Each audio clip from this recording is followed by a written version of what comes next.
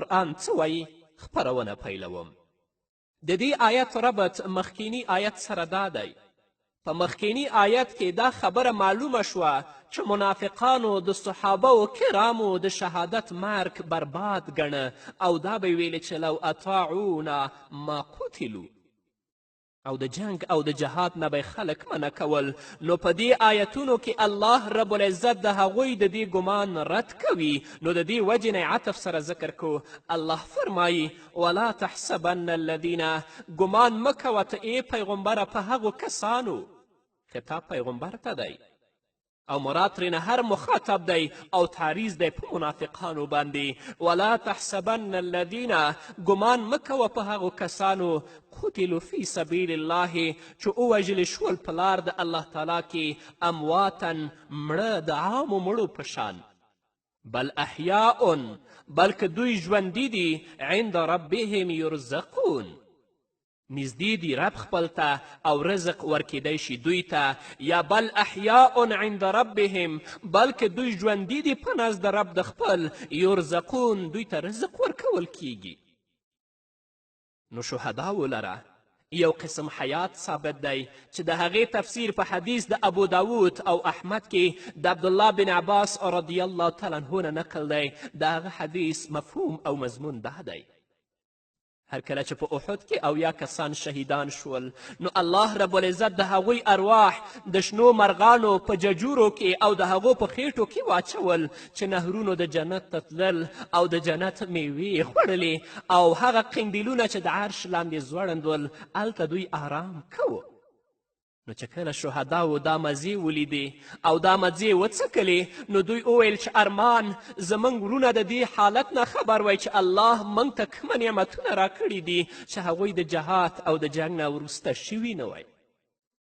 نو الله رب العزت وفرمیل زه به دا خبره ستاسو نه هغوی ته ورسوم. نو الله رب العزت دا آیتونه نازل کړل، یعنې له موږ لاره خبر راکه چې د دوی ارواح ژوندي دي، په مزو کې دي او د جنت میوې خوري. همدارنګه حدیث د مسلم کې د ابن مسعود رضی الله تعالی عنه نه روایت دی چې موږ د دې آیت په باره کې د رسول الله صلی الله علیه وسلم نه پوښتنه وکړه. نو رسول الله ځواب راکه چې د دوی ارواح د شنو مرغانو په خیټو او په ججورو کې دي. ابن جریر، ابن کثیر او نورو مفسرینو هم دا احادیث د دې آیت په تفسیر کې رانقل کړي دي. نو معلومه شوه چې الله رب العزت شهداو لره موت ظاهري ذکر کړی په دې لفظ سره چې قتلو، او موت حقیقي او روحاني د دوی نه نفی کړی دی په دې قول سره بل احیاء. نو معلومه شوه چې د دوی ژوند حیات دنیوي نه دی چې اجسام د دوی د بالکل روغ وي او وینه دې پکې وي، نبض دې خوځېږي. همدارنګه هغه ژوند صرف د ارواحو نه دی کوم چې ټولو خلکو ته ثابت دی، بلکې دا ژوند په معنا د وجود د آثارو د حیات دی، ارواحو د دوی لره چې هغه حصول د مزو او د خوراکونو د جنت دی. ځکه الله رب العزت فرمایي ولا تحسبن الذین قتلوا فی سبیل الله اموات، ګمان مه کوه په هغه کسانو چې ووژل شول په لار د الله تعالی کې مړه، بل احیاء، بلکې دوی ژوندي دي. او علامه ابن عطیه لیکلی دي چې دوی خو ضرور مړه شوي دي او بدنونه د دوی په خاورو کې دي او ارواح د دوی ژوندي دي په شان د ارواحو د عامو مؤمنانو، لکن دوی لره الله رب العزت دا فضیلت ورکړی دی چې دوی ته په جنت کې الله رزق ورکوي. کم وخت کې چې دوی وژل شوي دي د هغه وخت نه وروسته الله دوی ته په جنت کې رزق ورکوي. او علامه ابن کثیر په ابتدا د دې آیت کې ویلی دي چې دوی اگر چې قتل کړي شوي دي، وجل شوي دي په دار د دنیا کې، لیکن ارواح د دوی ژوندي دي. او علامه قرطبي ویلی دي چې دوی ژوندي دي په جنت کې. نور تفصیل مفسرینو هم ذکر کړی. نو ځکه الله وایي چې ولا تحسبن الذین قتلوا فی سبیل الله اموات بل احیاء عند ربهم یرزقون. الله ډیره لویه مرتبه شهداو ته ورکړي. الله رب العزت دې موږ ته هم مرګ د شهادت نصیب کړي، هغه شهادت چې الله رب العزت او هغه مرتبه چې د احد شهیدانو ته ورکړي الله دې ټولو شهیدانو ته نصیب کړي. فرحین بما آتاهم الله من فضله ويستبشرون بالذين لم يلحقوا بهم من خلفهم ألا خوف عليهم ولا هم يحزنون. الله رب العزت فرمایی فریحین خوشحالیږي دوی بما آتاهم الله من فضله په هغه څه چې ورکړي دي دوی ته الله رب العزت د فضل خپل نه. فریحین بما آتاهم الله من فضله دا حال دی د ضمیر د یرزقون نه، او دا فرح او دا خوشحالي په نعمتونو د جنت باندې ده، دا د دنیا په نعمتونو باندې نه ده، ځکه چې هغه صفت د کافرانو دی. او من فضله کې چې کم من دی دا من اجلیه دی، یعنی دا نعمتونه او خوشحالي په عمل سره نه ده، ځکه په الله تعالی باندې ثواب ورکول د عملونو واجب نه دي، بلکې دا د هغه د فضل د وجې نه ده. ویستبشرون بالذین لم یلحقوا بهم من خلفهم، او زیری به اخلي دا شهدا په باره د هغو کسانو کې چې نه وي رسېدلي دوی ته وروسته د دوی نه. په دې کې د مفسرینو دوه اقوال دي. اول قول دا چې مراد د دې نه د دوی ملګري او اولاد دي چې دوی پرېښودلي وو په ایمان او په جهاد کې، نو دوی له به الله تعالی خبر ورکړي چې هغوی شهیدان شي چې تاسو سره په جنت کې یو ځای شي. نو الله ورته وایي ویستبشرون بالذین لم یلحقوا بهم من خلفهم، زیری به اخلي په باره د هغو کسانو کې چې نه وي رسېدلي دوی ته وروسته د دوی نه. او لم یلحقونه مراد دا چې دوی سره یو وخت کې شهیدان شوي نه دي، وروسته به شهیدان کیږي. دویم قول د مفسرینو دا دی چې مراد د دې نه ټول مؤمنان دي چې قتال یې نه وي کړی، یعنی دوی ته یقین راغی چې دا نعمتونه په اصل سبب د ایمان سره دي، نو د ځانونو دپاره خوشحاله شي په بېشماره نعمتونو چې آتاهم الله من فضله کې مراد دي، او خوشحاله به شي د عامو مؤمنانو په باره کې په دې خبره چې هغوی باندې به هم خوف او حزن نه وي، یعنی جنت ته به داخل شي. او دې ته اشاره ده په سورة طور 21 آیت کې. الله خوف علیهم ولا هم یحزنون، چې نه به وي هیڅ یره په دوی باندې او نه به دوی خفه کیږي. دا بدل احتمال دی د الذین لم یلحقونه د با لاندې دي، او دا مبشر بهی یعنی بشارت ورکیدی شي، زیری ورکول کیږي چې له تاسو نه وروسته خلکو باندې به خوف او حزن نه وي، بلکې جنت ته به داخلیږي. یا مبشر بهی پټ دی او الله کې لام اجلیه حذف دی، یعنی بشارت به ورکول کیږي په ډیرو بشارتونو او زیرو سره، ځکه چې په دوی باندې خوف او حزن نشته دی. او په دې کې د مفسرینو ګڼ شمېر اقوال دي. اول قول دا چې نه به ویره وي په دوی باندې په راتلونکي وخت کې، او نه به غمجن کیږي په جدایي د دنیا باندې، ځکه الله وایي الله خوف علیهم ولا هم یحزنون. دویم قول دا دی چې نه به وي ویره په دوی باندې په باره د اولاد د دوی کې، او نه به غمجن وي په پاتې شوي مالونو پسې، ځکه الله فرمایي الله خوف علیهم ولا هم یحزنون. دریم قول دا دی چې نه به ویریږي د ناکاره حیبتونو نه، او نه به غمجن کیږي په فوت کېدلو د نعمتونو سره. او په دواړو جملو کې مقصد د همیشهوالي د عدم خوف او د عدم حزن دواړو مراد دی، نو ځکه الله وایي الله خوف علیهم ولا هم یحزنون. یستبشرون بنعمة من الله وفضل وان الله لا یضیع اجر المؤمنین، زیری به اخلي په نعمت د الله تعالی او په فضل سره، او یقینا الله تعالی نه بربادوي اجر او ثواب د مؤمنانو. یستبشرون بنعمة من الله وفضل وان الله لا یضیع اجر المؤمنین. په دې آیت کې درې اقوال دي. اول قول دا چې دا استیناف دی، ځکه چې اول استبشار په باره د ورونو کې و، او دا استبشار او زیری په باره د خپلو ځانونو کې دی. مخکې استبشار چې و هغه په باره د ورونو کې و، او دا زیری چې دی دا په باره د خپلو ځانونو کې دی، نو دا جملې مستنفه شوه. دویم قول دا دی چې دا بدل دی د مخکې یستبشرونه لپاره، ځکه په الله خوفون سره یې هلته علت ذکر کړی و، او په دې آیت کې مبشر بهي ذکر کوي چې نعمت او فضل دی په څه باندې زیری ورکول کیږي؟ په نعمت او فضل سره. دریم قول دا دی چې اول استبشار د شهیدانو و، دویم استبشار د الذین لم یلحقو دپاره دی، نو بنا په دې قول یستبشرون ضمیر الذین لم یلحقو ته راجع دی. فرق په منځ د نعمت او فضل کې په څو وجو سره دی. اول وجه چې نعمت ثواب د عمل دی او فضل د هغې نه زیاتی ورکول دي. دویمه وجه دا ده چې نعمت په قدر د کفایت سره دی او فضل زیاتی دی په هغې باندې په سرور او په لذت کې، او دواړه یې نکره ذکر کړي دپاره د عظمت د هغوی، نو ځکه الله ویستبشرون بنعمة من الله وفضل.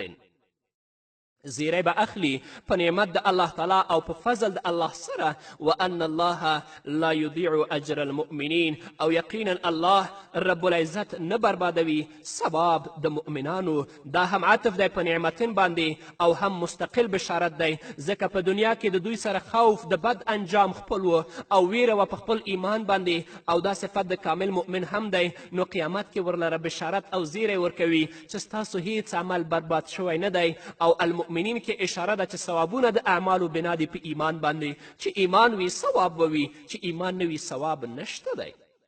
الذين استجابوا لله والرسول من بعد ما أصابهم القرح للذين أحسنوا منهم واتقوا أجر عظيم.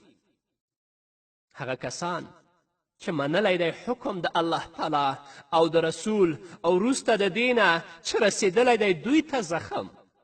الذین استجابوا هغه کسان چې منلی دی د الله تعالی او د رسول حکم وروسته د دې نه چې رسېدلی دی دوی ته زخم. للذین احسنوا او دپاره د هغه چا چې ښایسته عمل یې کړی دی منهم د دوی نه واتقو او ویره یې کړې د الله نه ویرېدلي دي اجر عظیم ثواب لوی دی. نو یقینا کم ثواب او کم اجر چې الله رب العزت شهداو ته ورکوي هغه بل چا لپاره نشته دی. کم زخمونه چې دوی په دنیا کې خوړلي دي د آخرت په ورځ چې د الله رب العزت په حضور کې درېږي د هغو زخمونو نه به د دوی وینې راوځي، رنګ به یې رنګ د وینې وي خو بوی به د مشکو او د عنبرو په شان وي او کومه قطره وینه چې د دوی په ځمکه باندې تویږي د هغې قطرې په وینو تویېدلو باندې به الله رب العزت د دوی ټول ګناهونه معاف کوي. د دې آیت په هکله به پوره تفصیل واورو خو د دمې نه وروسته. قدرمنو اوریدونکو بیا هم زموږ سلامونه او نیکې هیلې او منئ. الذین استجابوا لله والرسول د دې آیت ربط مخکینی آیتونو سره دا دی چې په مخکینیو آیتونو کې بشارت او زیری و دپاره د شهداو د احد. نو اوس بشارت ذکر کوي زخمیانو د احد ته په سبب د دویم استجابت سره.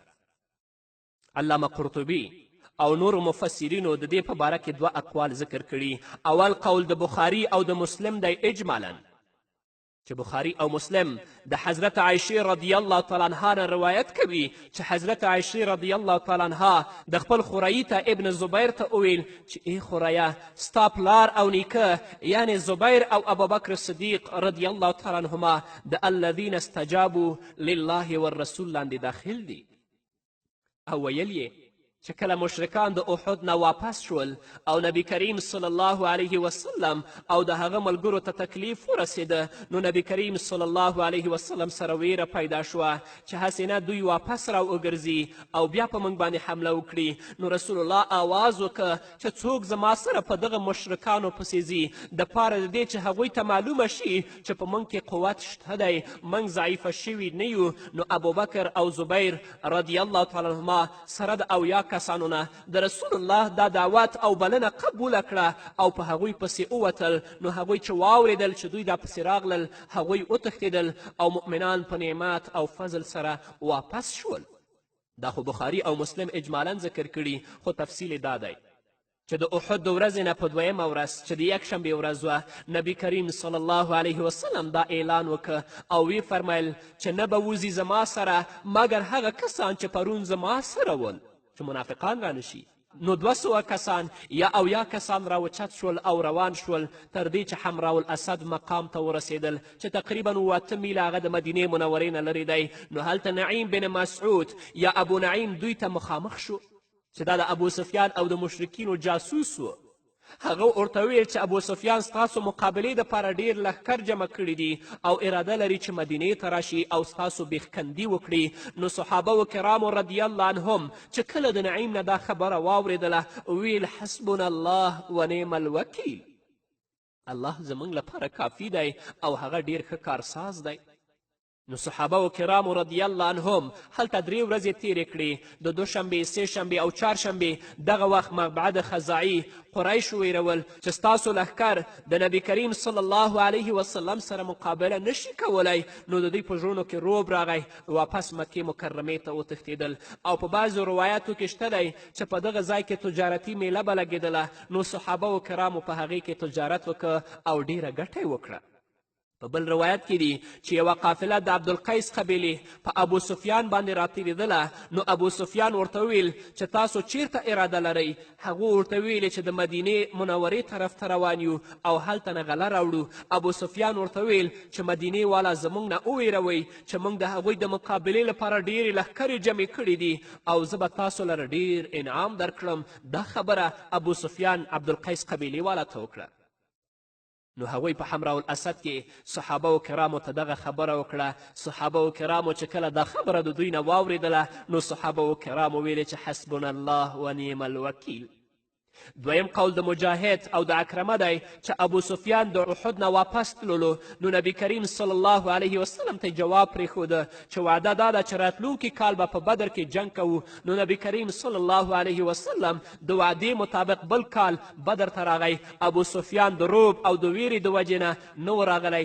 صرف نعیم یې د مسلمانانو یېرولو دپاره رالیږلی و هر کله چې نبی کریم صلی الله علیه وسلم صحابه و کرامو سره هغه ځای ته راغی هلته بازار لګېدلی و نو دوی پکې تجارت وکړه الله تعالی ورته ګټه ورکړه خو علامه قرطبي او علامه آلوسي په روح المانی کې لیکلي چې اول قول د اکثرو مفسرینو دی او دویم قول چې د مجاهد او د اکرمه نه نقل دی دا قول شاذ دی نو ځکه الله رب العزت فرمایي الذین استجابوا هغه کسان چې منلی دی لله والرسول حکم د الله او د رسول من بعد ما اصابهم القرح وروسته د دې نه چې رسېدلی دی دوی ته زخم په احد کې خو سبا ته بیا د الله حکم او د رسول حکم یې ومنه بیا جنګ ته تیار شول للذین احسنوا منهم او د پاره د هغه چا چې ښایسته عمل یې کړی د دوی نه وتقو او ویره یې کړې ده اجر عظیم ثواب ډیر دی مستجیبین ټول محسنین او متقین دي نو معلومه شوه چې من په منهم کې د پاره د بیان دی او په ذکر کولو د دې دواړو صفتونو کې مقصد مدح د هغوی ده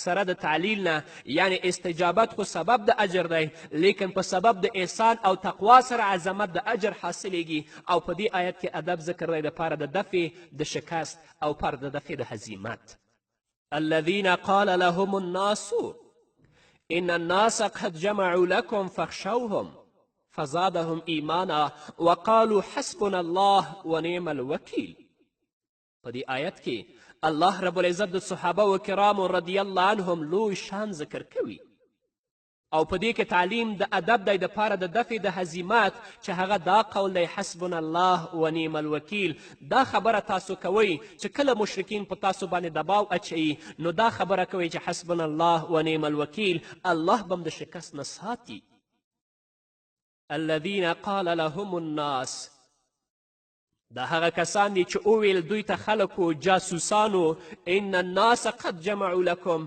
یقینا کافرانو خلک جمع کړي دي ستاسو د مقابلې دپاره فخشوهم نو ویرېږئ د دوی نه الذین قال لهم الناس د اول ناس نه مراد ابو نعیم بن مسعود اشجعي دی نو بنا په دې د الناس اطلاق په ده باندې مجازن شوی یا هر کله چې ده دا اوازه شروع کړه نو څه کسان ورسره ملګري شول نو د الناس اطلاق قافله د عبدالقیس د قبیلې ده او د دویم ناس نه مراد ابو سفیان سره له نورو ملګرو دی ان الناس قد جمعوا لکم د دې مفعول پټ دی ان الناس قد جمعوا لكم الجنود والاسلحه یقینا کافرانو خلکو جمع کړي دي ستاسو د مقابلې لپاره لښکرې او سلاګانې فخشوهم نو وویرېږئ د دوی نه دا جاسوس دا خبره صحابه ورته کوله فزادهم ایمانا چې کله صحابه و کرامو ته دوی دا خبره وکړه نو زیات یې کړو دوی لره ایمان د دوی وقالو حسبنا الله و نعم الوکیل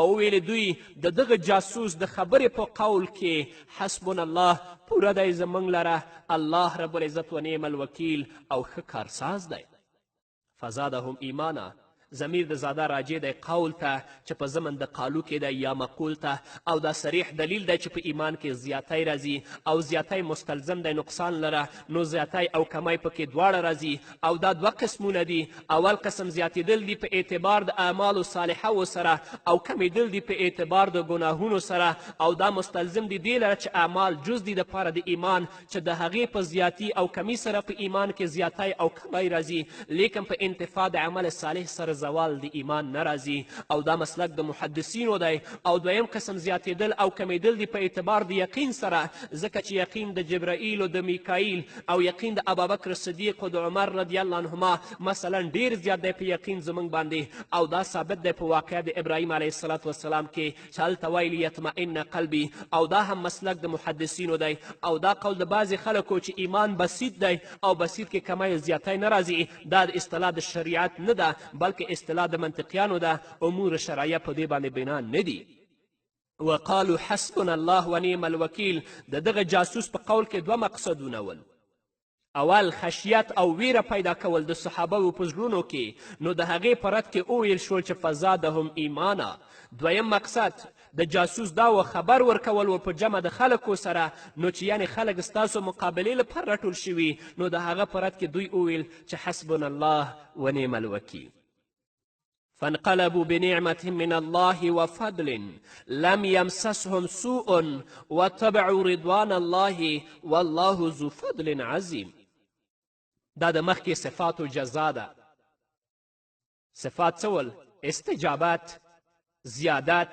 د ایمان او دا قول چې حسبنا الله دا قول چې نعم الوکیل نو جزاګانې هم څلور دي نعمت فضل تکلیف نه رسیدل او اتباع د رضا د الله رب العزت مراد د نعمت نه سلامتیا او بچ کېدل دي د دشمن نه او فضل زیاته ګټه ده په تجارت کې نو ځکه الله وایي چې کله دوی د رسول صلی الله علیه وسلم حکم ومنه دوی روان شول نو فانقلبو نو نتیجه دا شوه چې واپس شول دوی بنعمت من الله په نعمت د الله تعالی سره مراد د نعمت نه هغه سلامتیا او بچ کېدل دي د دشمن نه و فضل او فضل سره چې هغه زیاته ګټه وه په تجارت کې لم یمسسهم سوء نو رسېدلی دوی ته هیڅ تکلیف واتبعوا رضوان الله او تابعداري یې وکړه د رضا د الله تعالی والله ذو فضل عظیم او الله تعالی لوی فضل والا دی دا اشاره د ثوابونو د آخرت ته چې هغه د دنیا د عوضونو نه ډیر عظمت لري نو ځکه الله وایي والله ذو فضل عظیم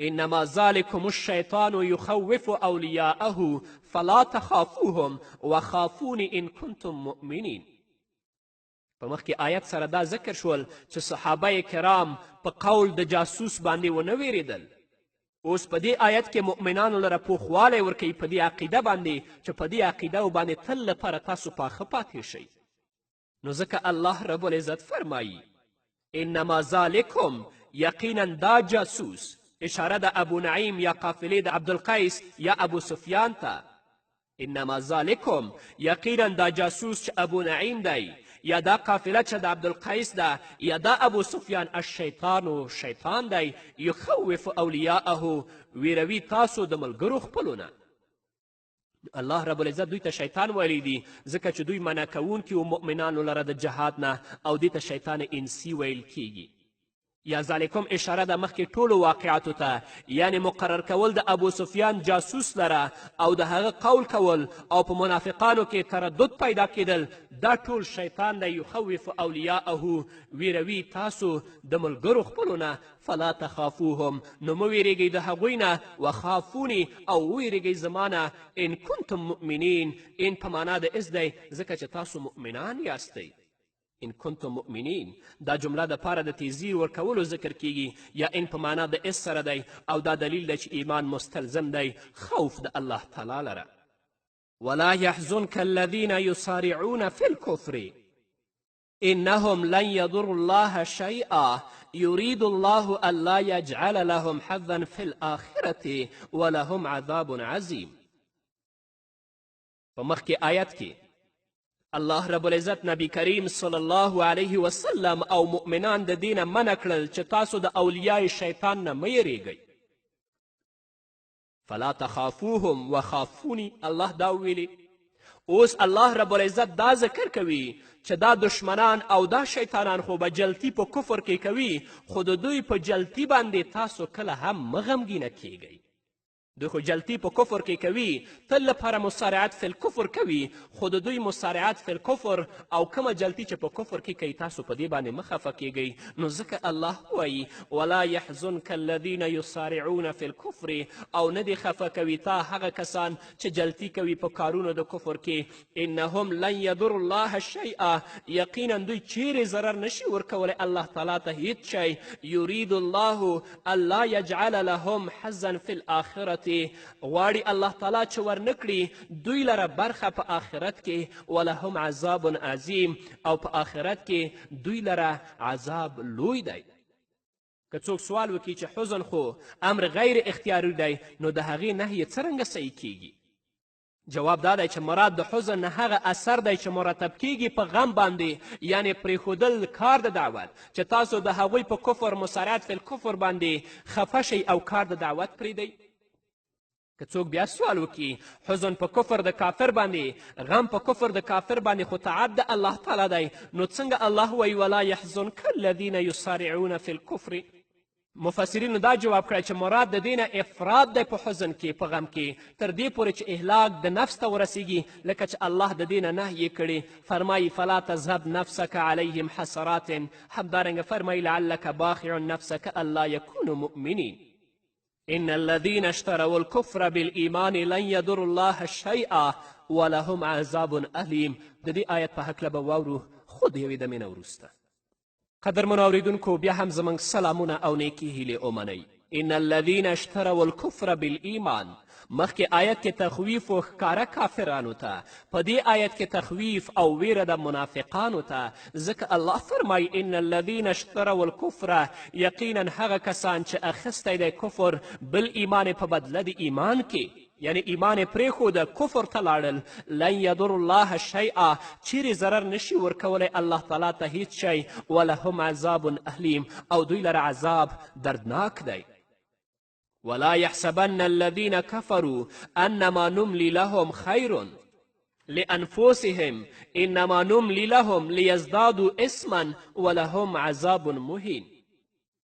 دا آیات جواب د سوال دی.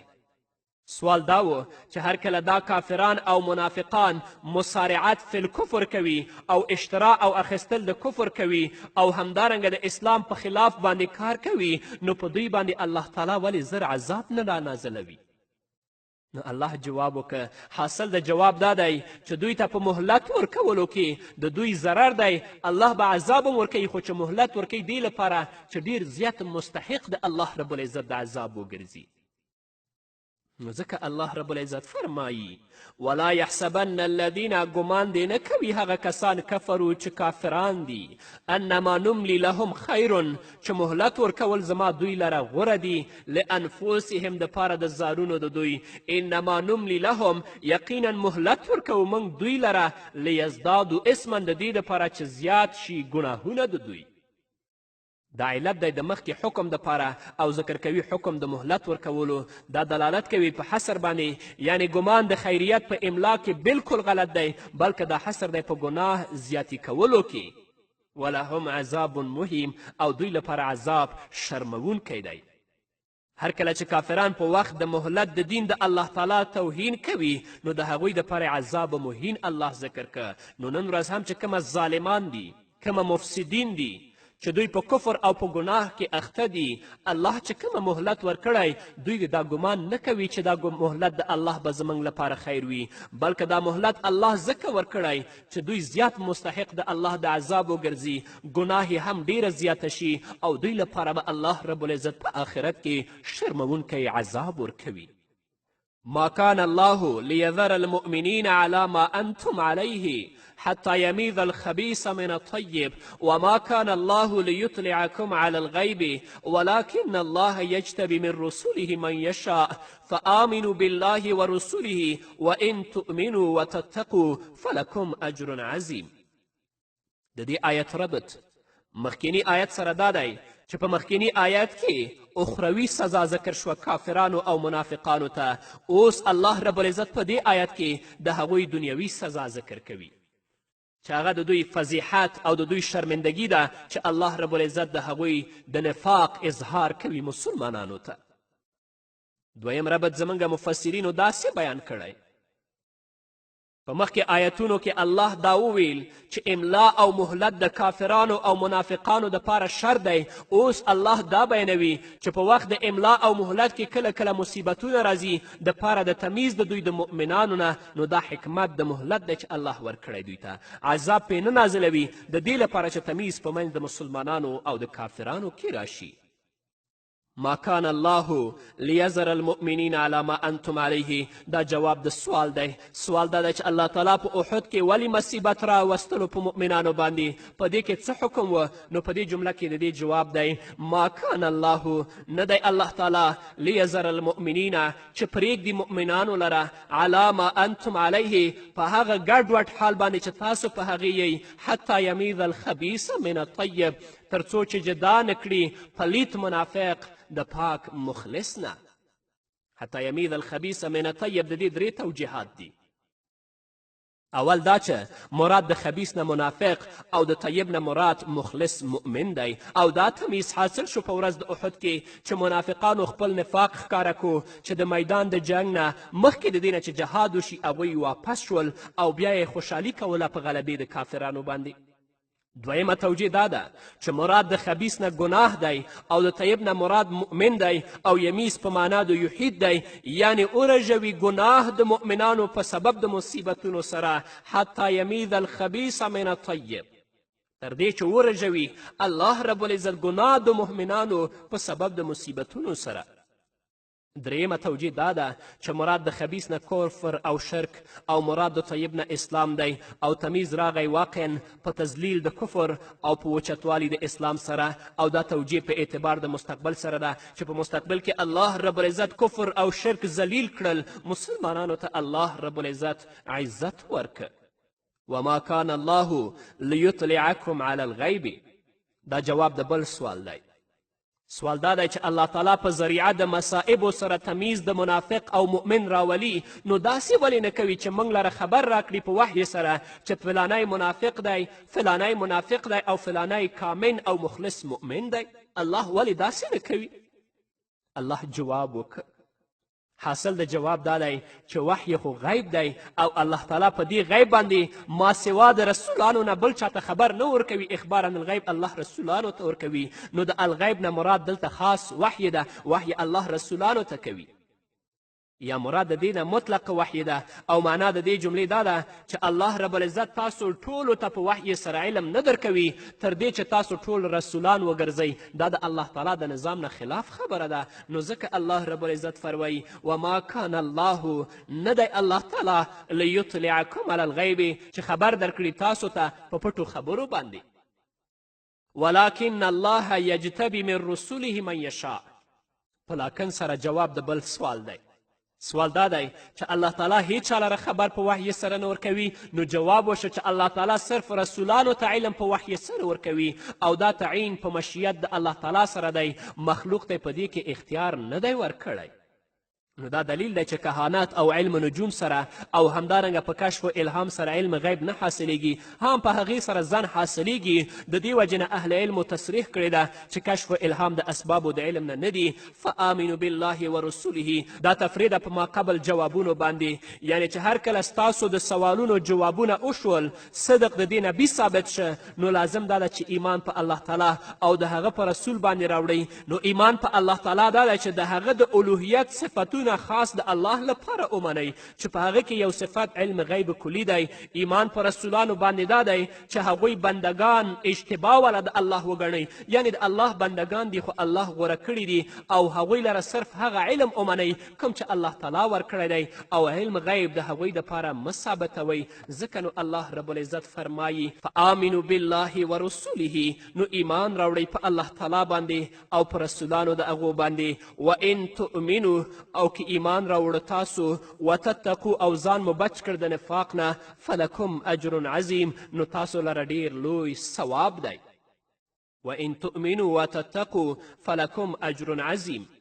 ایمان شرعي مستلزم د تقوا وي لکه په توحید سره د شرک نه تقوا حاصلیږي او ایمان بالرسول سره د کفر بالرسول نه تقوا حاصلیږي او په اتباع د رسول سره د بدعاتو نه تقوا حاصلیږي د دې وجې نه په دې جمله کې د ایمان نه وروسته تصریح الله کړی په صفت د تقوا سره نو ګویا که مخکې آیتونو سره وتقو پټ مراد دی مراد د دې اجر عظیم نه هغه دخول اولی د جنت نه چې انسان به بچ وي د عذاب د جهنم نه نو ځکه الله رب العزت فرمایی وان تؤمنوا وتتقوا که تاسو ایمان راوړه او ځانم بچ که د نفاق نه فلکم اجر عظیم تاسو لپاره ډیر لوی اجر دی چې الله به تاسو جنت ته داخلوي او تاسو به د جهنم د اور نه بچ ساتي بعضې جاهلان دا عقیده لري چې نبی کریم صلی الله علیه وسلم دپاره بلکې ټولو انبیاو دپاره الله علم غیب کلي ورکړی او دلیل نیسي د دې آیت نه چې ولکن الله یجتبی من رسوله من یشاء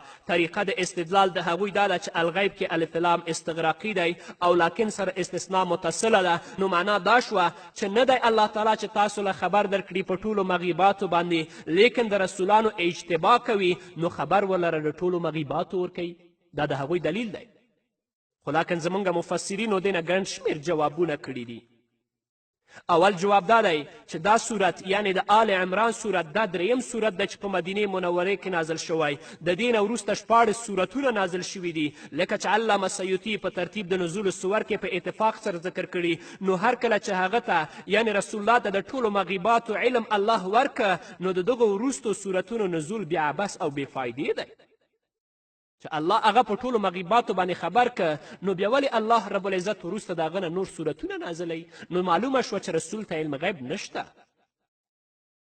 دویم جواب زموږ مفسرینو دا کړی چې د دې صورت نه یعنی د صورت آل عمران نه وروسته صورت نسا کې واقعه د سرقې ذکر ده په 105 آیت کې او صورت نور کې واقعه د اف ذکر ده په 11 آیت کې او په صورت منافقون کې په اول آیت کې او په صورت توبه کې په 101 آیت کې دا ټول وروسته نازل شوي او په هغې صورتونو کې نفی د علم غیب شوی ده د رسول الله صلی الله علیه وسلم نه نو که په دې مخکې صورت کې رسول الله ته علم غیب ثابت شي او په وروسته صورتونو کې نفی د علم غیب وشي نو دا خو په کتاب د الله تعالی کې تعارض لازمیږي او تعارض په کلام کې خو دلیل د جهل یا د نسیان او د بطلان وي او الله تعالی او د هغه کتاب د دینه پاک دی نو معلومه شوه چې دا خپله جاهلان په دې باندې نه پوهیږي دریم جواب زموږ مفسرینو داسې کړی چې د دینه بعضې غیب مراد دی یعنی تمیز د مؤمن د منافق نه او دا علم الله رب العزت رسول الله صلی الله علیه وسلم ته ورکړی و او څلورم جواب زموږ مفسرینو داسې کړی چې الغیب کې الف لام استغراقي نه دی لکه څنګه چې تاسې جاهلان وایئ ځکه چې علمای عربیت په دې باندې تصریح کړې ده تفتزاني په تلویح کې ویلي دي چې اصل په الف لام کې عهدي دی همدارنګه علامه سیالکوټي په حاشیه د متاول کې ویلي چې اصل په الف لام کې عهدي دی بیا جنسي دی نو اصل پرېښودل او خلاف اصل ته تلل بغیر د دلیل نه دا ناجائز کار دی نو دلته الف لام عهدي دی هغه معهود علم غیب الله رسول ته ورکړی و چې هغه تمیز د منافق و او د مؤمن و که څوک سوال وکړي چې روح المانی او بعضې نورو تفاسیرو کې دا روایت نقل دی چې الله تعالی نبی کریم صلی الله علیه وسلم ته ټول صورتونه د بني آدمو پیش کړل او الله رب العزت هغه ته علم ورکړه چې څوک مؤمن دی او څوک کافر دی دې نه خو دا معلومیږي چې الله رسول الله ته علم غیب کلي ورکړی زموږ مفسرینو په ځانګړې توګه علامه آلوسي په روح المانی کې د دې نه جواب کړی چې د دې سند یعنی د دې اثر په سند کې مقال دی او بعضې حفاظو د حدیثو ویلي دي چې په دې کې داسې راویان دي چې موږ یې نه پېژنو بلکې د ابوالعالیه نه د دې خلاف روایت نقل دی ولکن الله یجتبی من رسوله من یشاء په دې هکله به څه نورې خبرې واورو خو د یوې دمې نه وروسته قدرمنو اورېدونکو بیا هم زموږ سلامونه او نیکي هیلې ومنئ الله رب العزت چې فرمایي ما کان الله لیطلعکم علی الغیب نه دی الله رب العزت چې خبر درکړي تاسو ته په پټو خبرو باندې ولکن الله یجتبی من رسوله من یشاء لیکن الله تعالی غوره کوي د رسولانو خپلو نه چې څومره وغواړي علامه ابن عطیه ویلی دي مراد د غیب نه من یؤمن و من یبقي کافرا دی دا علم الله رب العزت رسول ته ورکړی و یا مراد د دینه هزیمت د احد دی یا مراد د دینه منافقان دي په تصریح د نومونو د هغوی سره هزیمت د احد خو تاسو ته معلوم نه و او همدارنګه کوم کسان چې منافقان ول تاسو هغوی په نومونو باندې نه پیژندل دا علم الله رب العزت رسولانو ته ورکړی و نو ځکه فرمایي ولکن الله یجتبی من رسوله من یشاء او علامه قرطبي ویلی دي چې تعیین د منافقانو چې تاسو یې وپیژنئ یا هغه څوک چې مستحق د نبوت دي ما کان الله لیطلعکم علی الغیب نه دی الله تعالی چې خبر درکړي تاسو ته په پټو خبرو باندې چې څوک رسول دی او همدارنګه څوک منافق دی دا علم الله تاسو ته نه دی درکړی ولکن الله یجتبی من رسوله من یشاء لیکن الله تعالی غوره کوي د رسولانو خپلو نه چې څوک وغواړي دا خبر الله هغوی ته ورکوي او ابو حفص دمشقي صاحب اللباب ویلی دي تمیز د منافقانو چې فلانی فلانی او فلانی یا مراد د دین علم د رسول یعنی وحی ده ما کان الله لیطلعکم علی الغیب نه دی الله تعالی چې تاسو ته خبر درکړي په غیب باندې چې څوک منافق دی چې تاسو ته نمونه واخلي یا نه دی الله رب العزت چې تاسو ته خبر درکړي په غیب باندې چې یعنی وحی تاسو درکړي وحی د الله تعالی رسول ته راځي ولکن الله یجتبی من رسوله من یشاء او علامه قاسمی ویلی دي ما کان الله لیطلعکم علی الغیب نه دی الله رب العزت چې خبر درکړي تاسو ته په غیب باندې یعنی په هغه څیز چې په هغې سره تمیز راځي د کفر او ایمان د خلکو دا علم الله تاسو ته نه درکړی ولکن یجتبی من رسوله من یشاء او علامه آلوسی په روح المانی کې ویلی دي ما کان الله لیطلعکم علی الغیب نه دی الله تعالی چې خبر درکړي تاسو ته په غیب باندې چې کفر او نفاق د خلکو دی همدارنګه نشته تاسو لره مرتبه د اطلاع په غیب باندې بلکې تاسو لره صرف مرتبه د علم استدلالي ده چې علم دی په علاماتو سره نو ما کان الله لیطلعکم علی الغیب نه دی الله رب العزت چې خبر درکړي تاسو ته په پټو خبرو باندې چې څوک منافق دی او څوک کافر دی او علامه ابن کثیر ویلی دی تمیز د مؤمن د منافق نه خازن ویلی تمیز د مؤمن او کافر او منافق ابن جریر ویلی دی پیژندل د مؤمن د کافر او د منافق نه او شربینی ویلی دی پیژندل د منافق غیره نو وحی کوي نبی علیه صلات وسلام ته او خبر ورکوي په بعضې مغیباتو سره نو ځکه الله وایي ولکن الله یجتبی من رسوله من یشاء لیکن الله تعالی غوره کوي د رسولانو خپلو نه څومره چې وغواړي یا څوک چې وغواړي الله غوره کوي د علم غیب الله تاسو ته نه درکوي ولا يحسبن الذين يبخلون بما آتاهم الله من فضله وخيرا لهم بل هو شر لهم سيطوقون ما بخلوا به يوم القيامة ولله ميراث السماوات والأرض والله بما تعملون خبير د دې آیت ربط مخکینی آیت سره دا دی چې په مخکینی آیت کې تمیز د منافقانو او مؤمنانو په مصایبو د جهاد سره ذکر شه نو اوس د هغوی تمیز په خرج د مال سره ذکر کوي دویم ربط دا دی چې په مخکینیو آیتونو کې ترغیب ورکول جهاد ته په نفسونو سره نو اوس ترغیب ورکوي جهاد ته په مال خرج کولو سره نو ځکه الله رب العزت فرمایي ولا یحسبن الذین ګمان دې نه کوي هغه کسان یبخلون بما آتاهم الله من فضله چې بخل کوي شومتیا کوي په هغه مال سره چې ورکړی دی دوی ته الله تعالی د فضل خپل نه هو خیر لهم چې دا غوره دی دوی لره دوی خو دا وایي چې موږ دا بخل کوو دا به زموږ لپاره خیر وي او د بخل نه منع د واجب مراد ده په دلیل د وعید شدید سره او د هغې ډیر قسمونه دي اول انفاق په خپل ځان و اهل و عیال دویم زکات دریم انفاق په جهاد کې او په دعوت د دین کې څلورم ورکول محتاج ته په اندازه د دې چې هغه صافې واخلي نو دا کوم بخل چې دوی کوي دا دوی دا نه ګڼي چې دا زموږ لپاره خیر ده بل هو شر لهم بلکې دا بد دی دوی لره شر دی دوی لره څنګه شر دی سیطوقونه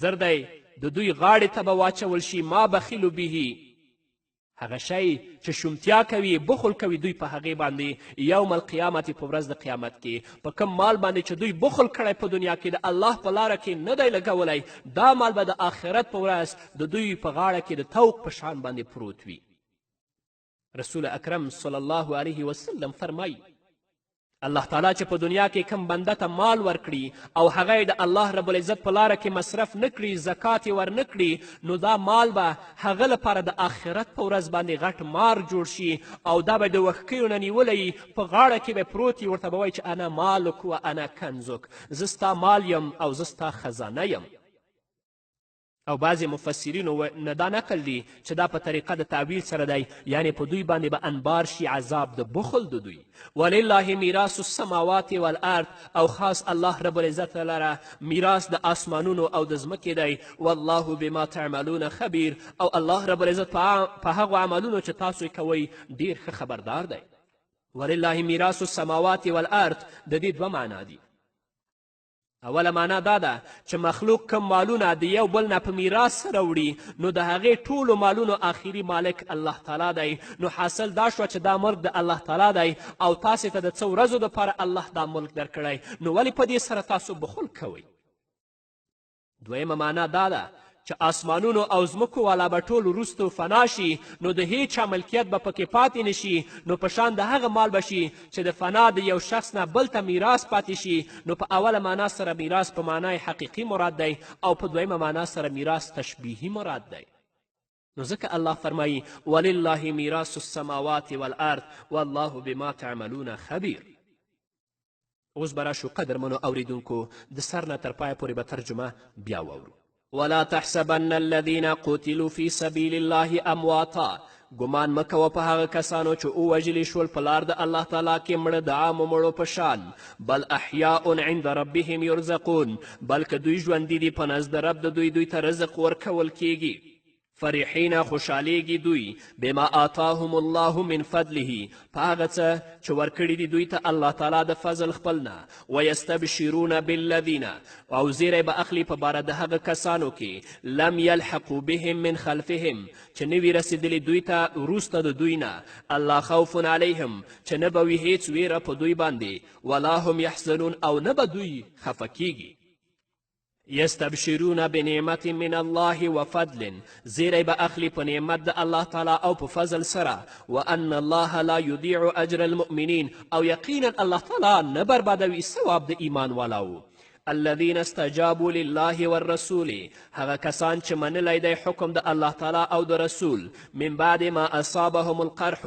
وروسته د دې نه چې رسېدلی دی دوی ته زخم په احد کې للذین احسنوا منهم او د پاره د هغه چا چې ښایسته عمل یې کړی د دوی نه واتقو او ویره یې کړې د اجر عظیم ثواب لوی دی الذين قال لهم الناس دا هغه کسان دي چې وویل دوی ته خلکو یعنی جاسوسانو ان الناس قد جمعوا لكم یقینا کافرانو خلک جمع کړي دي ستاسو د مقابلې لپاره فخشوهم نو وویرېږئ د دوی نه کله چې دا خبره دوی ته وکړه فزادهم ایمانا نو زیات یې کړو دوی لره ایمان د دوی وقالو حسبنا الله او وویرې دوی پوره دی موږ لره الله ونعم الوکیل او ډېر ښه کارساز دی فانقلبوا بنعمت من الله نو نتیجه دا شوه چې واپس شول دوی په نعمت د الله تعالی و فضل او فضل سره لم یمسسهم سوء نو رسېدلی دوی ته هیڅ تکلیف واتبعوا رضوان الله او تابعداري یې وکړه د رضا د الله تعالی ځکه چې د الله حکم یې ومنو والله ذو فضل عظیم او الله تعالی لوی فضل والا دی انما ذلکم الشیطان یخوف اولیاءه یقینا دا جاسوس شیطان دی یېروي تاسو د ملګرو خپلو نه فلا تخافوهم نو مه ویرېږئ د هغوی نه وخافوني او ویرېږئ زما نه ان کنتم مؤمنین ځکه چې تاسو مؤمنان یئ ولا یحزنک الذین یسارعون فی الکفر او نه دې خفه کوي ته هغه کسان چې جلتي کوي په کارونو د کفر کې انهم لن یضر الله شیئا یقینا دوی چیرې د زړونو ګټل آسانه دي او که سخت دومره سخت کار هم نه دی لکه څومره چې خلک اندېښنه لري تاسو خو یو ځل یو چا سره دا اظهار وکړئ چې زه تا سره د الله رب العزت د رضا لپاره مینه لرم که تاسو یو چا سره د محبت اظهار وکړئ نو دې کې کومه خبره نشته او نه دا کوم عیب دی بلکې له دې سره به تاسو د هغوی زړونه لاسته راوړئ نو زما توصیه درنو اوریدونکو ته دا ده له چا سره چې د الله رب العزت د رضا لپاره مینه لرئ هغه مینه ورته ښکاره کړئ خپل احساسات او جذبات له چا څخه پټ مه ساتئ له چا سره چې د الله د رضا لپاره مینه لرئ ورته ووایئ چې زه در سره د الله د رضا لپاره مینه لرم راباندې ګران یې ته زما لپاره ډیر ارزښت لري تر دې چې خپل دښمن سره هم د مینې او محبت اظهار وکړئ. دې سره به تاسو دروغ نه وي ویلي، له ذهانت څخه کار واخلئ. علامه عرفي په خپل کتاب کې لیکي، ښه مې په یاد دي چې یو ځل عمرې ته تللی و. د طواف او سعی په دوران کې مې ټولو مسلمانانو ته د خیر، ښېګڼې، امن، امان او نصرت دعاوې کولې. ډیره به مې دغه دعا کولی، الله زما احباب او زما اقارب وبخه. د عمرې د مناسکو ادا کولو وروسته مې د الله رب العزت شکر ادا کړ چې ماته یې د دې عبادت توفیق راکړ. بیا مې د شپې تیرولو لپاره په یو هوټل کې کوټه ونیوله. په بالښت مې چې تکیه وکړه نو د یو فکر له مخې نیغ کېناستم. د موبایل پیغام پاڼه کې مې یو پیغام ولیکه. پیغام په دې ډول و: زما عمره په خیر سره پای ته ورسېده. د دعا پر وخت مې خپلو احبابو او اقاربو ته د خیر دعاګانې وکړې. ته هم زما په احبابو کې شامل یې، ته هم زما په دوستانو کې شامل یې، ځکه خو مې په دعاو کې له یاده نه یې ویستلی. الله رب العزت دې په امن کې وساته او الله جل جلاله دې تا ته د نیکو اعمالو توفیق درکړي. دا پیغام مې هغو 500 کسانو ته ولیږه چې نومونه یې زما په موبایل کې ثبت. په دې ټولو چې زما پیغام څومره عجیب او غریب اغیز وکړه، زه یې تصور هم نشم کولی. یوې راته داسې پیغام ولیږه: قسم په الله ستا پیغام لولم او ژاړم. ستا نه مننه کوم چې زه دې په خپلو دعاګانو کې یاد ساتلی یم. دوهم راته داسې پیغام راولیږه: قسم په الله زه نه پوهیږم چې تا ته څه ووایم، خو دومره درته وایم چې الله رب العزت دې تا ته د خیر بدله درکړي. دریم یې راته وویل: زه د الله دربار ته لاس په دعا یم چې ستا دعا قبوله کړي. سوګند په الله موږ هم ته له یاده نه یې ویستلی، یعنې ستا لپاره هم دعا کوو. موږ هر وخت اړتیا لرو چې خلکو ته خپله مینه ور یاده کړو او د هغې یوه غوره لار د موبایل پیغامونه دي. تاسو خپلو احبابو ته، خپلو دوستانو ته بیلابیل پیغامونه استولی شئ. د بیلګې په توګه ورته ولیکئ: ما تاسو ته د اذان او اقامت پر وخت کې دعاوې وکړي. یا دا ورته ولیکئ چې ما تاسو ته د جمعې په آخري ګړۍ کې دعا وکړه.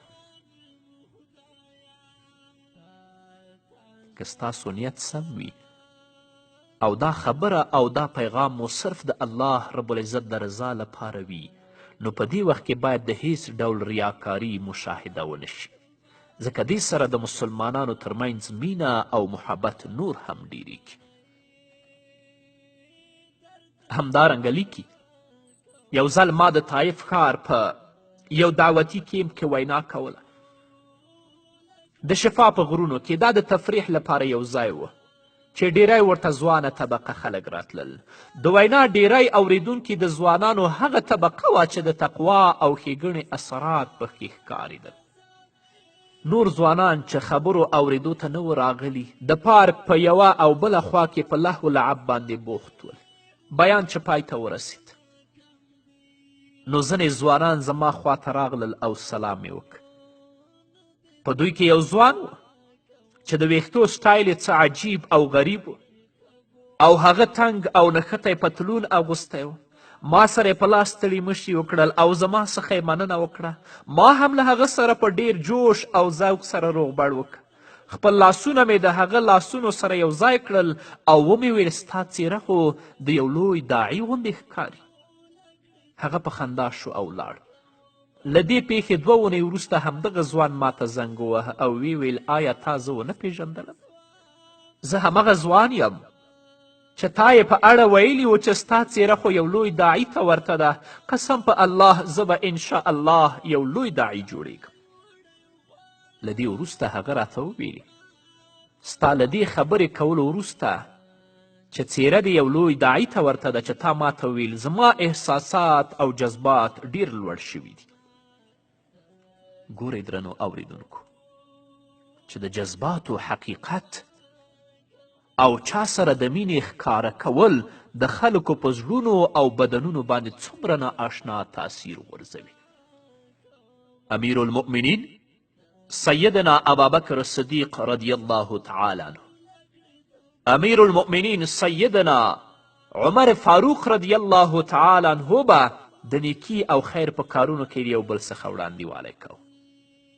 په دې منډه کې به تل ابوبکر رضی الله تعالی عنه لومړی مقام درلود.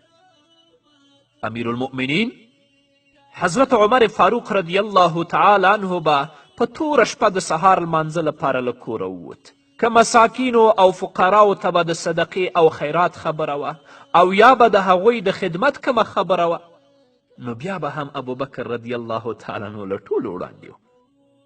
یوه ورځ محمد رسول الله صلی الله علیه وسلم د مسلمانانو د اړتیاو پوره کولو لپاره په شتمنو صحابه و کرامو د صدقې او خیرات کولو غږ وکړ.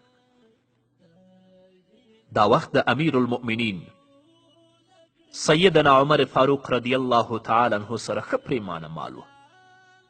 له ځان سره یې وویل نن به خامخا له ابوبکر رضی الله تعالی عنه څخه مخکې کیږم. نو په همدې مخه کور ته لاړ او د خپل مال نیمه برخه یې راواخیستله او د محمد رسول الله صلی الله علیه وسلم په وړاندې حاضر شو او مال محمد رسول الله ته ورک. نبی کریم صلی الله علیه وسلم د دومره ډیر مال په لیدو سره اوله پوښتنه دا ونه کړه چې مال څومره اندازه کیدی یا په مال کې سره زر او سپین زر څومره دي، بلکې داسې ویل عمره د کور وګړو ته دې څه پرېښودل. د نبی کریم صلی الله علیه وسلم د دې خبرې په اوریدلو سره عمر رضی الله تعالی عنه ویل هو ای د الله رسوله د مال نیمه برخه مې راوړه او نیمه مې د کور وګړو ته پرېښودله. عمر رضی الله تعالی عنه د نبی کریم صلی الله علیه وسلم په خوا کې ناست او د ابابکر صدیق رضی الله تعالی عنه د راتلو انتظار یې کو. همدا و چې ابابکر رضی الله تعالی عنه له ډیر مال سره راغی او نبی کریم صلی الله علیه وسلم ته مال وسپار.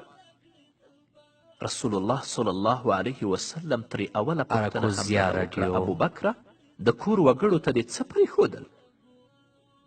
ابوبکر رضی الله تعالی عنه ځواب ورکړه الله او د الله رسول. الله او د الله رسول مې د کور وګړو ته پرېښودل او زه راغلم، څه چې په کور کې ول ټول مې راوړل. ابوبکر رضی الله تعالی عنه د کور ټول مال د صدقې په توګه محمد رسول الله صلی الله علیه وسلم ته راوړی و. عمر رضی الله تعالی عنه چې دا نااشنا پیښه ولیده نو ویلې قسم په الله پرته له شکه چې زه به هیڅکله له ابوبکر رضی الله تعالی عنه څخه مخکې نشم. دا حدیث په ترمیزي کې موجود دی. ټولو خلکو به داسې احساس کوه چې رسول الله صلی الله علیه وسلم یوازې له همدوی سره دومره مینه کوي.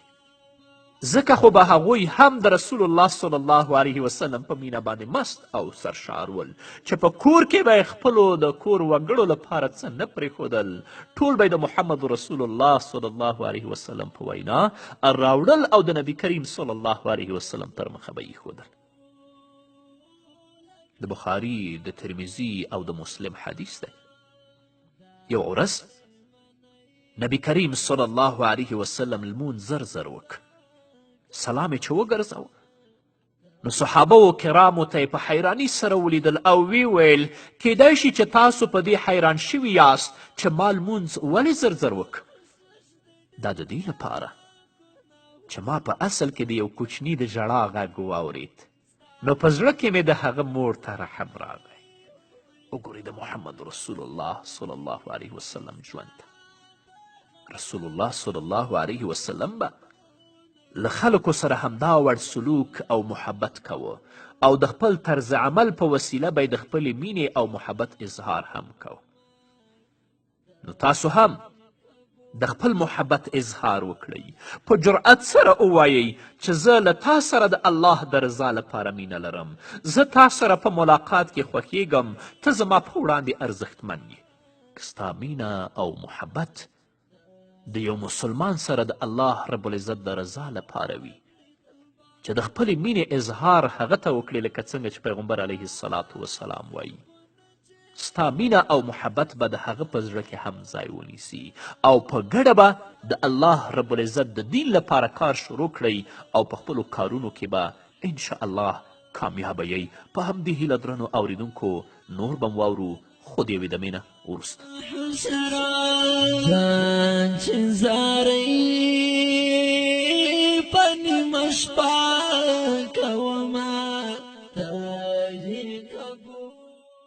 دا بخیمنی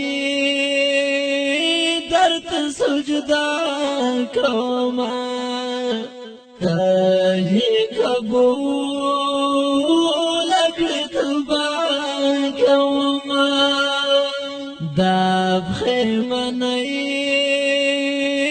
درت سجدا کوما تاہی قبول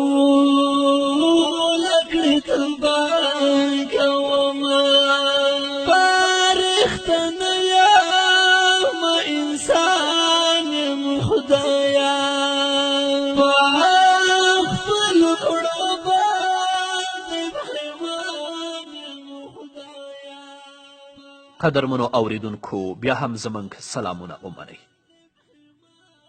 د ژوندانه د اصولو نه یو اصل هم دا دی چې تاسو د نورو د ښه خصلتونو ستاینه وکړئ. په ژوند کې موږ او تاسو ډیر کارونه د ځان پر ځای نورو ته کوو.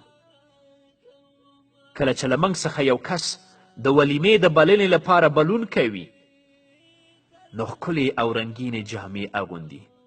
موږ او تاسو دا کار د دې لپاره کوو چې خلک موږ ته پاملرنه وکړي او موږ ته په لیدو سره د خوښي اظهار وکړي.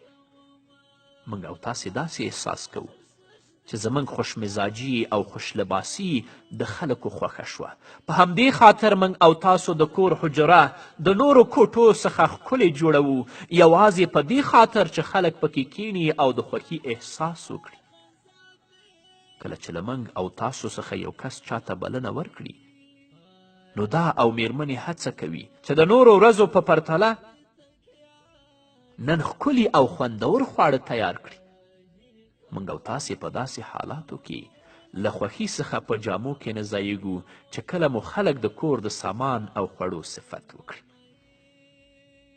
نو کله مو چې یو کس ډوډۍ ته وبلي نو هر راز ډوډۍ چې پخه کړې وي او تیاره کړې وي ستاینه یې وکړئ، ځکه هغه او د هغه د کور وګړو یوازې ستا لپاره دومره خواړه تیار کړي.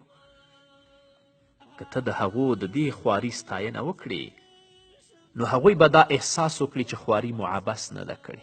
میلمه مو احسانمند دی. همدارنګه کله چې د یو ملګري کور ته ورشئ نو د هغه ملګري د کور د فرش او ظرف صفت ورته وکړئ، خو په صفت او ستاینه کې به ډیره مبالغه نه کوئ، ځکه که ډیره مبالغه وکئ هغه بیا داسې احساس کوي چې دا په ما پورې ټوقې کوي. همدارنګه دې ته ورته که په یو مجلس کې برخمن شئ او هلته یو کس په خبرو کولو وګورئ چې خبرو یې په خلکو ډیر اثر کړی نو همدلته په مجلس کې ستاینه وکړه، او کله چې ځان ته په لاس درغی نو هلته هم ورته وایه ماشاء الله څومره ښکلې خبرې دې وکړې. نو په دې خبرو خامخا تجربه وکړئ، هغه جانب مقابل به تاسو سره مینه کول پیل کړي. که یو زوی مو ولید چې د خپل پلار عزت او اکرام کوي، د هغه لاسونه ښکلوي، هغه ته بوټان سموي، نو د هغه ستاینه وکړئ، هغه وهڅوئ تر څو خپل کار نور هم مخ په وړاندې بوځي. که د خپلې یوې خور کور ته لاړئ او هغه د خپلو اولادونو په ښه روزنه او پالنه ولیده نو د هغې ښه ستاینه وکړه تر څو هغه ستا په خبرو باندې نوره انرژي واخلي او د خپلو اولادونو د خدمت لپاره نور هم راپاڅي. محمد رسول الله صلی الله علیه وسلم دا مهارتونه په ډیر ښکلي او ځانګړي انداز سره کارول. د اسلام په لومړنیو ورځو شپو کې په مکې مکرمه کې په مسلمانانو ځمکه تنګه شوه او هغوی خپل کور او کلی پریښود او مدینې منورې ته مهاجر شو. په مهاجرو کې عبدالرحمن بن عوف رضی الله تعالی عنه هم شامل و. عبدالرحمن بن عوف رضی الله تعالی عنه د مکې مکرمې ستر سوداګر و، ستر تاجر و. مدینې منورې ته چې راغی نو لږ بېماله شو. د مسلمانانو د فقر او غربت له منځه وړلو لپاره محمد رسول الله صلی الله علیه وسلم د مهاجرو او انصارو ترمنځ د ورورولي اړیکې جوړې کړې. عبدالرحمن بن عوف رضی الله تعالی عنه د سعد بن ربیع انصاري رضی الله تعالی عنه دیني ورور جوړ شه او له هغه سره د هغه کور ته لاړ. صحابه کرام رضی الله تعالی عنهم پاک خلک ول، زړونه پاک و، د حسد او کینې څخه خالی و. سعد بن ربیع عبدالرحمن بن عوف رضی الله تعالی عنه ته ویلې ورور جانه زه په مدینې منوره کې تر ټولو ډیر شتمن یم. زه خپل مال 2 برخې کوم، یوه برخه ته واخله او بله برخه ماته پرېږده. له دې وروسته سعد رضی الله تعالی عنه ته فکر ورغی کیدای شي چې عبدالرحمن بن عوف رضی الله تعالی عنه واده کول غواړي، نو په همدې موخه یې ورته وویل زه به ستا واده وکړم. عبدالرحمن بن عوف رضی الله تعالی عنه ترې ډیره مننه وکړه او ویې ویل نه ورور جانه، الله رب العزت دې ستا په مال او اولاد کې برکت واچوي، ما ته د بازار لار وښیه. که څه هم عبدالرحمن بن عوف رضی الله تعالی عنه خپل ټول مال په مکه کې پرېښودی و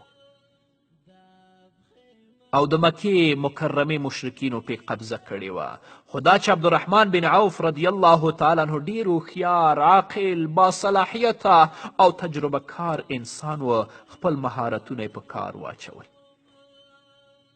سعد رضی الله تعالی عنه ورته د بازار لار وښودله، بازار ته لاړه، څه ناڅه سودا یې واخیستله او بیرته یې وپلورله. له همدې لارې یې 2 روپۍ ترلاسه کولې. په مکې مکرمه کې سوداګري چې د قریشو ځانګړې دنده وه، ده پکې ډیر مهارت درلود. له همدې امله یې دلته ډیر مال ترلاسه که چې وروسته یې واده وکړه. د واده په سبا د محمد رسول الله صلی الله علیه وسلم خواته ورغی. چې کله د نبی کریم صلی الله علیه وسلم خواته ورغی نو په جامو یې د زعفرانو زیړه نښه وه. دغه نښه د عربو میرمنې د خوشبو په توګه استعمالوي. رسول الله صلی الله علیه وسلم په عبدالرحمن بن عوف رضی الله تعالی عنه کې راغلی بدلون محسوس که. عبدالرحمن بن عوف رضی الله تعالی عنه ته په مسکا سره ویل عبدالرحمنه څه معامله ده؟ عبدالرحمن بن عوف رضی الله تعالی عنه خوښ شه او ویې ویلې ای د الله رسوله ما د یوې انصاري میرمنې سره واده وکړه. رسول الله صلی الله علیه وسلم ډیر حیران شو. هغه کس چې 2 ورځې وړاندې را مهاجر شوی و او هیڅ ورسره نه و، څومره دومره ژر په واده کولو وتوانید. پوښتنه یې وکړه څومره مهر دې ورکه؟ ځواب یې ورکه د کجورې د زړې په اندازه سره زر مې ورکړه. رسول الله صلی الله علیه وسلم د ده د خوښي زیاتولو لپاره ویلې ولیمه ورکړه که یوه اوزه هم وي. له دې وروسته ورته محمد رسول الله صلی الله علیه وسلم په مال او کاروبار کې د برکت لپاره دعا وکړه چې اثر یې د ده په ژوند کې ښکاره شو. عبدالرحمن بن عوف رضی الله تعالی عنه د خپلې سوداګرۍ د ګټې په اړه داسې وایي ما به د سرو او سپینو زرو په امید کاڼي او تیږې هم راپورته کولې. نه یوازې دا بلکې محمد رسول الله صلی الله علیه وسلم به له فقراو او مساکینو سره هم وړ سلوک کاوه. هغوی ته به اهمیت او ارزښت ورکوه او د هغوی به یې ډیر قدر کاوه. هغوی ته به دا احساس ورکوه چې زه له تاسو سره ډیره مینه لرم او تاسو ته ډیره پاملرنه کوم. محمد رسول الله صلی الله علیه وسلم به تل د فقراو او مساکینو د جذباتو او احساساتو قدر کوه. په دې هکله یو واقعه شته خو انشاءالله هغه به په بلې خپرونه کې اورو. نو دا وه زموږ د نن ورځې خپرونه چې ستاسو درانه حضور ته وړاندې شوه. تر بلې خپرونې پورې چې زه بیا هم ستاسو درانه حضور ته راځم تاسو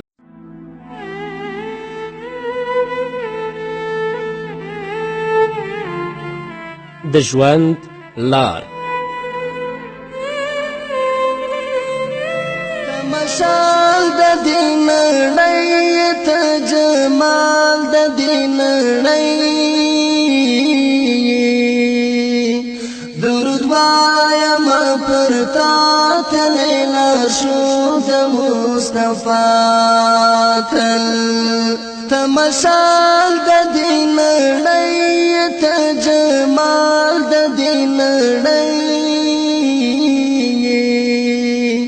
درود وایم پر تا تلې لارښود مصطفی تل پر نړۍ د تیارې شپه بسم الله الرحمن الرحيم الحمد لله رب العالمين حمد الشاكرين الصلاة والسلام على سيد الأنبياء والمرسلين سيدنا ونبينا وشفيعنا ومولانا محمد وعلى آله وأصحابه الطيبين الطاهرين.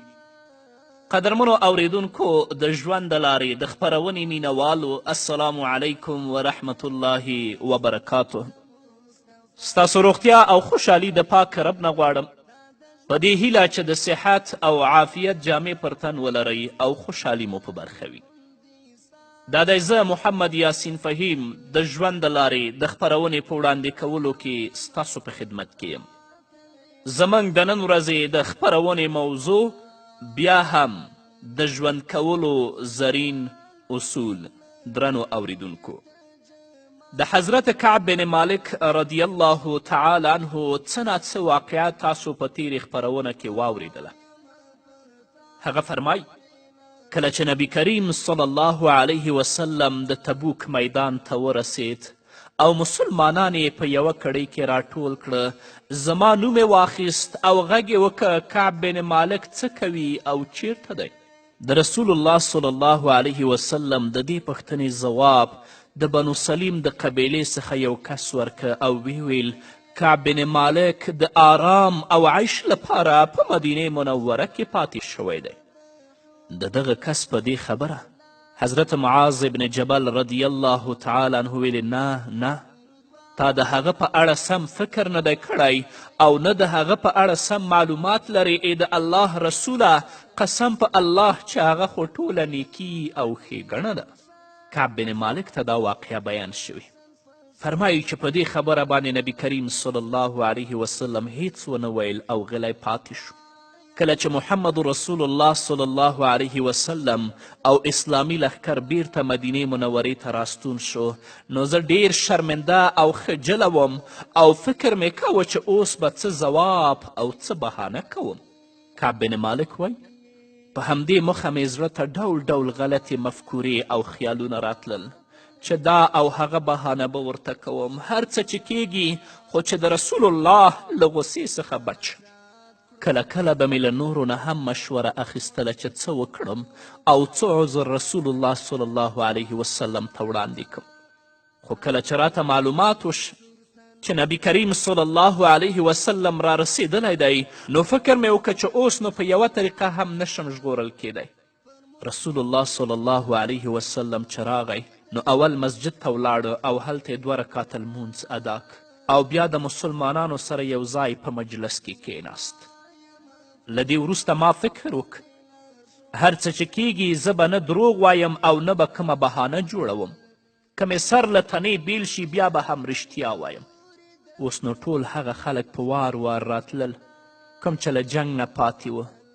دوی به په وار وار خپل عذرونه وړاندې کول او هم یې د نه تللو لپاره ډول ډول بهانې کولې.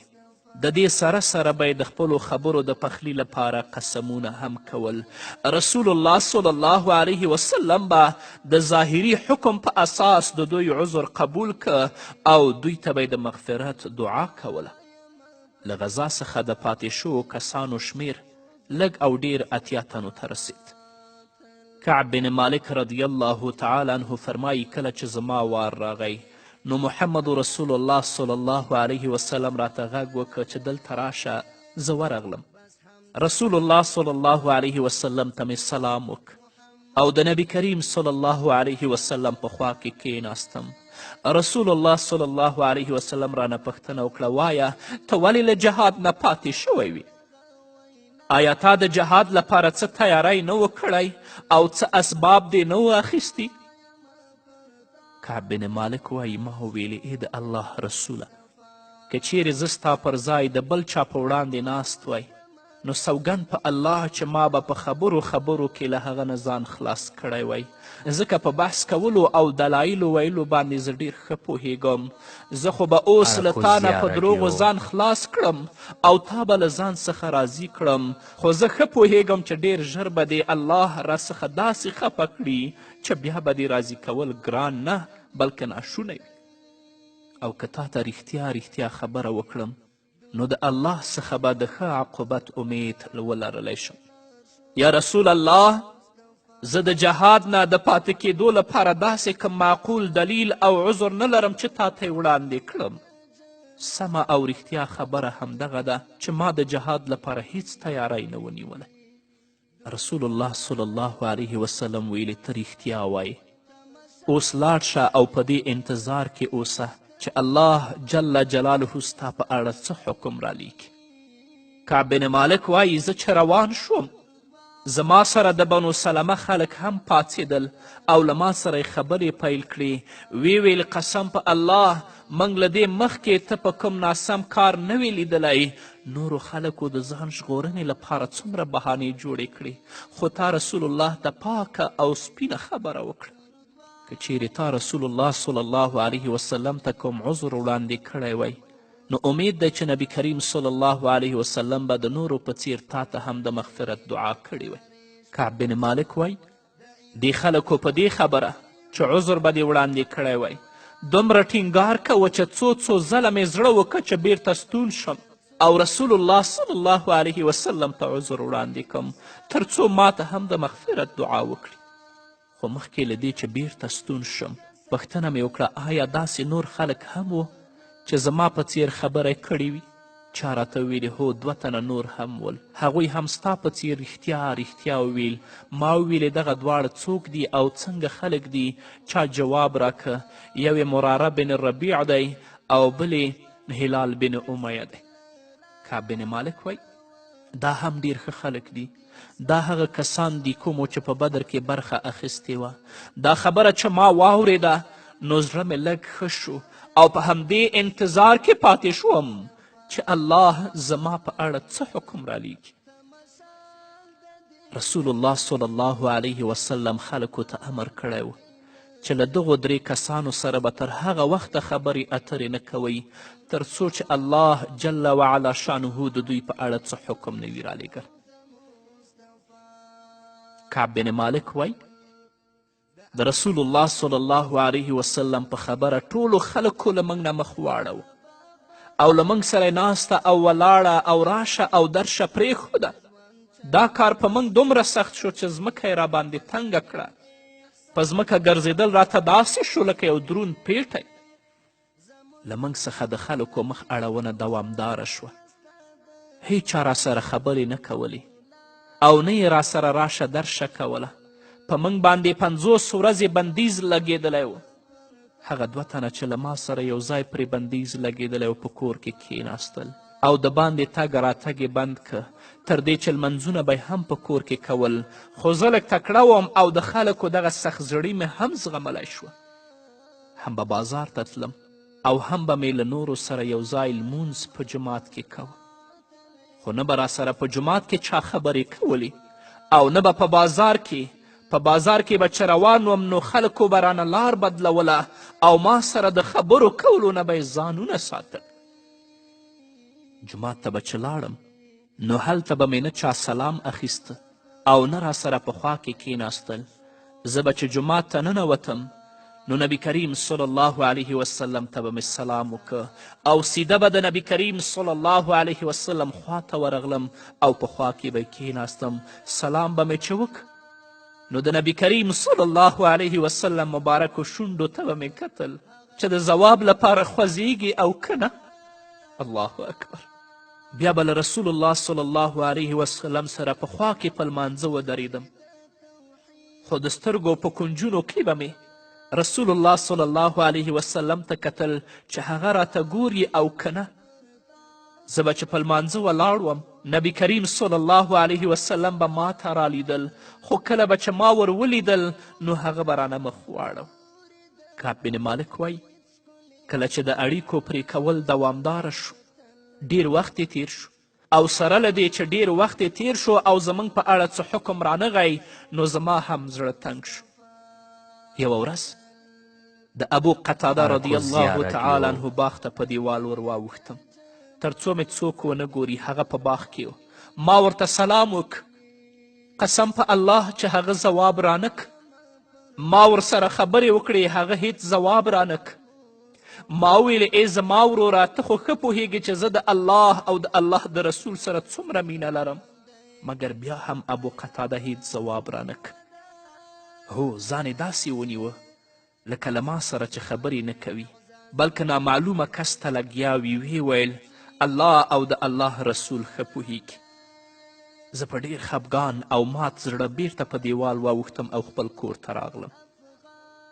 یوه ورځ د مدینې په بازار کې ګرځېدلم. د شام نه یو قبطي سړی راغلی و. هغه له خلکو نه په بازار کې زما په اړه پوښتنه کوله. ما ولیدل چې هغه ویل کعب بن مالک چیرته دی. چا ورته د لاس په اشاره زما په لور ګوته ونیوله او ویل چې هغه دی کعب بن مالک. کعب بن مالک وایي دا چې زه په لیک او لست باندې پوهېدم نو د غسان پادشاه راته خط رالیږلی و. ما چې خط ولوست نو په خط کې لیکلي ول کعب بن مالکه زه خبر شویم چې رسول الله په تا باندې سخت بندیزونه لګولی دي. الله خو ته کوم عام او معمولی انسان نه یې پیدا کړی چې دومره سختي وزغمې. داسې وکړه چې ته زموږ خواته راشه موږ به ستا ډیر قدر او عزت وکړو او هم به دې ډیر ونازو.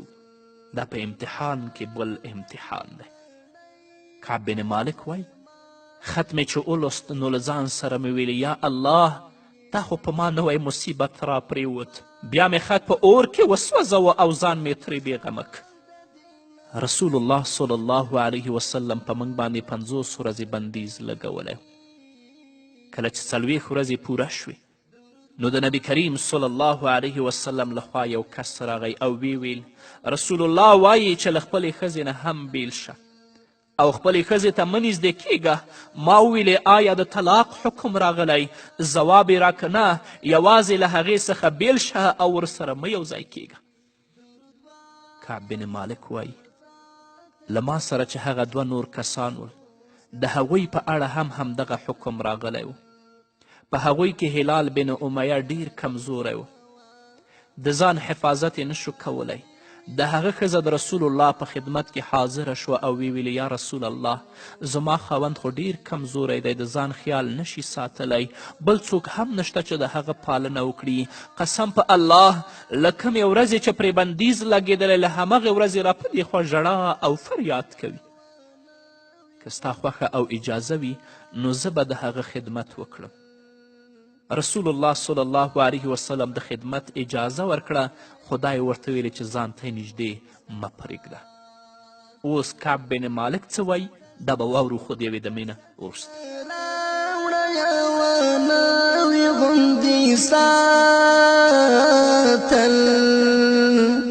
درود وایم پر تا تمثال د دې نړۍ ته جمال د دې نړۍ درود وایم پر تا تللی لارښود د مصطفی تل تمثال د دې نړۍ ته جمال د دې نړۍ وایم پر تا تللی لارښود د مصطفی تل پر نړۍ د تیارې شپه قدرمنو اوریدونکو بیا هم زموږ سلامونه ومنئ. د هلال بن امیه ښځه د نبی کریم صلی الله علیه وسلم په خدمت کې حاضره شوه او دا یې ورته ویلې یا رسول الله زما خاوند خو ډیر کمزوری دی د ځان خیال نشي ساتلی بل څوک هم نشته چې د هغه پالنه وکړي.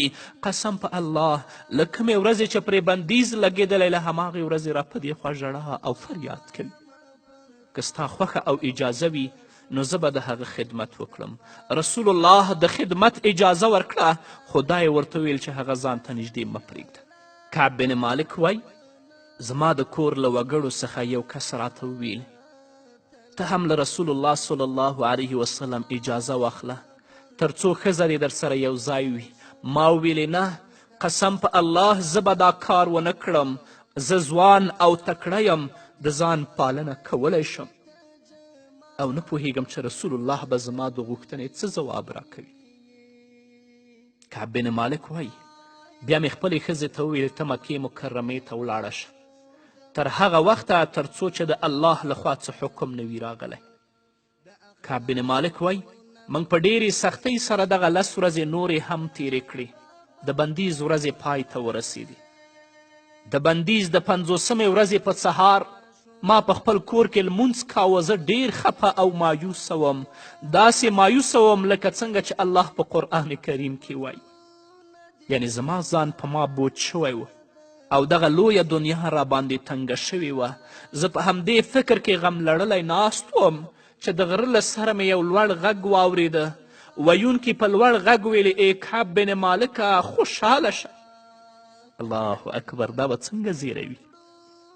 کعب بن مالک وایي زه د دې غږ په اورېدلو ډېر خوښ شوم او پوه شوم چې الله جل جلاله مې توبه قبوله کړه.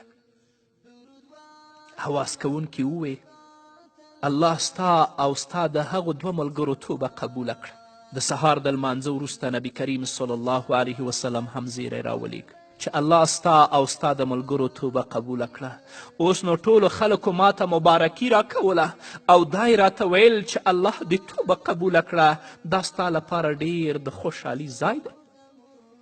کعب بن مالک وایي ما ته د زیري راکولو لپاره یو کس په اسپور ډیر په تیزي سره را روان و، مګر د ده له غږ څخه ما ته د هغه کس غږ ژر راورسید کوم چې د غره له سره څخه په لوړ آواز ما ته زیری راکړی و. کله چې هغه له ما سره مخ شو ما ورته هغه جامې ورکړې کمې چې زما په غاړه وي. زه هم په خوښي د جومات په لور روان شو. په لاره کې هم خلکو مبارکي راکوله. زه د مبارکي په همدې پیغامونو کې تر جوماته ورسېدم تر څو نبی کریم صلی الله علیه وسلم سره مخ شم. د جومات په دروازه چې ننوتم نو طلحه بن عبیدالله را منډه کړه او له مصافحې وروسته یې مبارکي راکړه. کعب بن مالک وایي د مهاجرینو له ډلې نه د طلحه بن عبیدالله پرته له ما سره دا ولکړنه بل چا ونه کړه او ما هم د طلحه بن عبیدالله دغه خلوص هیڅکله هیر نه کړ. کله چې د رسول الله صلی الله علیه وسلم خواته ورغلم نو هغه ته مې سلام وکړ. څه ګورم چې د نبی کریم صلی الله علیه وسلم مبارکه څیره له خوښي څخه ځلیږي. ما ته ویلې مبارک دې شه، د خوښي داسې بله ورځ به په تا په ټول ژوند کې نه وي راغلی. ما ویل ای د الله رسوله دا زیری ستا لخوا دی او که د الله لخوا محمد رسول الله ځواب راک دا زیری د الله جل جلاله لخوا دی.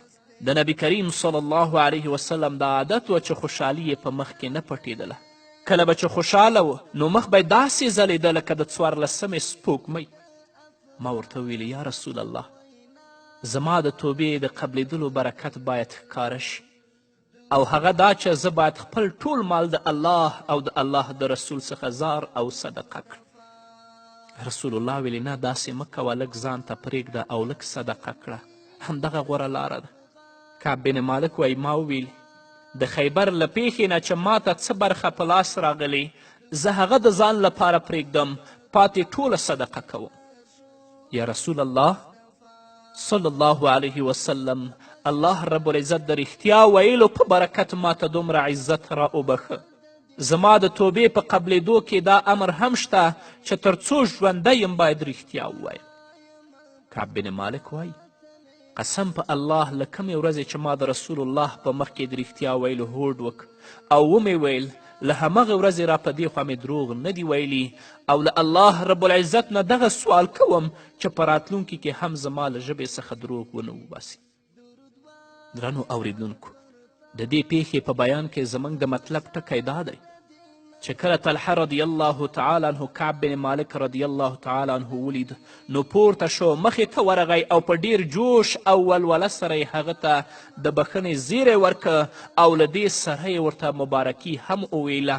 دې سره د کعب بن مالک رضی الله تعالی عنه په زړه کې د طلحه رضی الله تعالی عنه مینې له پخوا څخه ډیر ځای ونیو. کعب بن مالک رضی الله تعالی عنه د طلحه رضی الله تعالی عنه د مرګ څخه څو کاله وروسته دا پیښه بیانوي او وایي قسم په الله زه د طلحه دا د مبارکي خبرې نشم هیرولی. طلحه بن عبید الله رضی الله تعالی عنه کومه داسې کارنامه کړې وه چې د کعب بن مالک رضی الله تعالی عنه په زړه دومره ژور اثر کړی و. په اصل کې طلحه بن عبید الله یو بېمثاله مهارت استعمال که. هغه کعب بن مالک رضی الله تعالی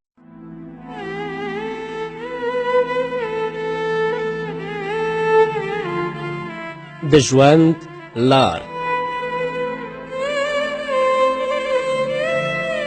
لویا خدایا توفیق راکړه د سفر د مسجدینو د سفر د مسجدینو هلته کور مې د جانان دا لمدون مې ارمان دا هلته کور مې د جانان دا لمدون مې ارمان دا په زړګي مې راورېږي خوب دیدن د حرمینو.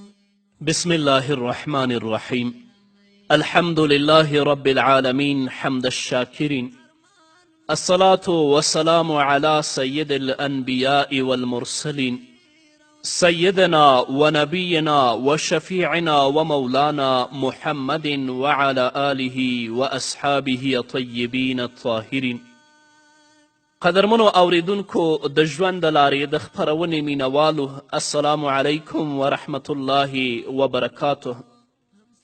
ستاسو روغتیا او خوشحالي د پاک رب نه غواړم په دې هیله چې د صحت او عافیت جامې پر تن ولرئ او خوشحالي مو په برخه وي.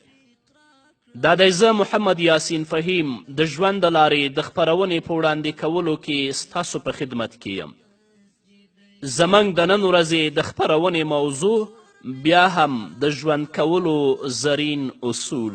درنو اوریدونکو د ژوند کولو د زرینو اصولو څخه یو اصل دا دی چې ته به د خلکو د احساساتو خیال ساتي او نبی کریم صلی الله علیه وسلم هم په خپلو ویناو کې د خلکو د احساساتو د خیال ساتلو حکم کړی.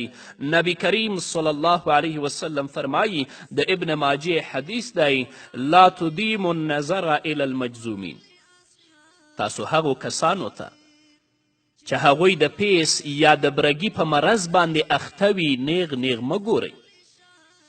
پیس یا برګی داسې یو ناوړه مرض دی چې په دې مرض د اخته کسانو مخونه او نور وجود ډیر غلیظ وي.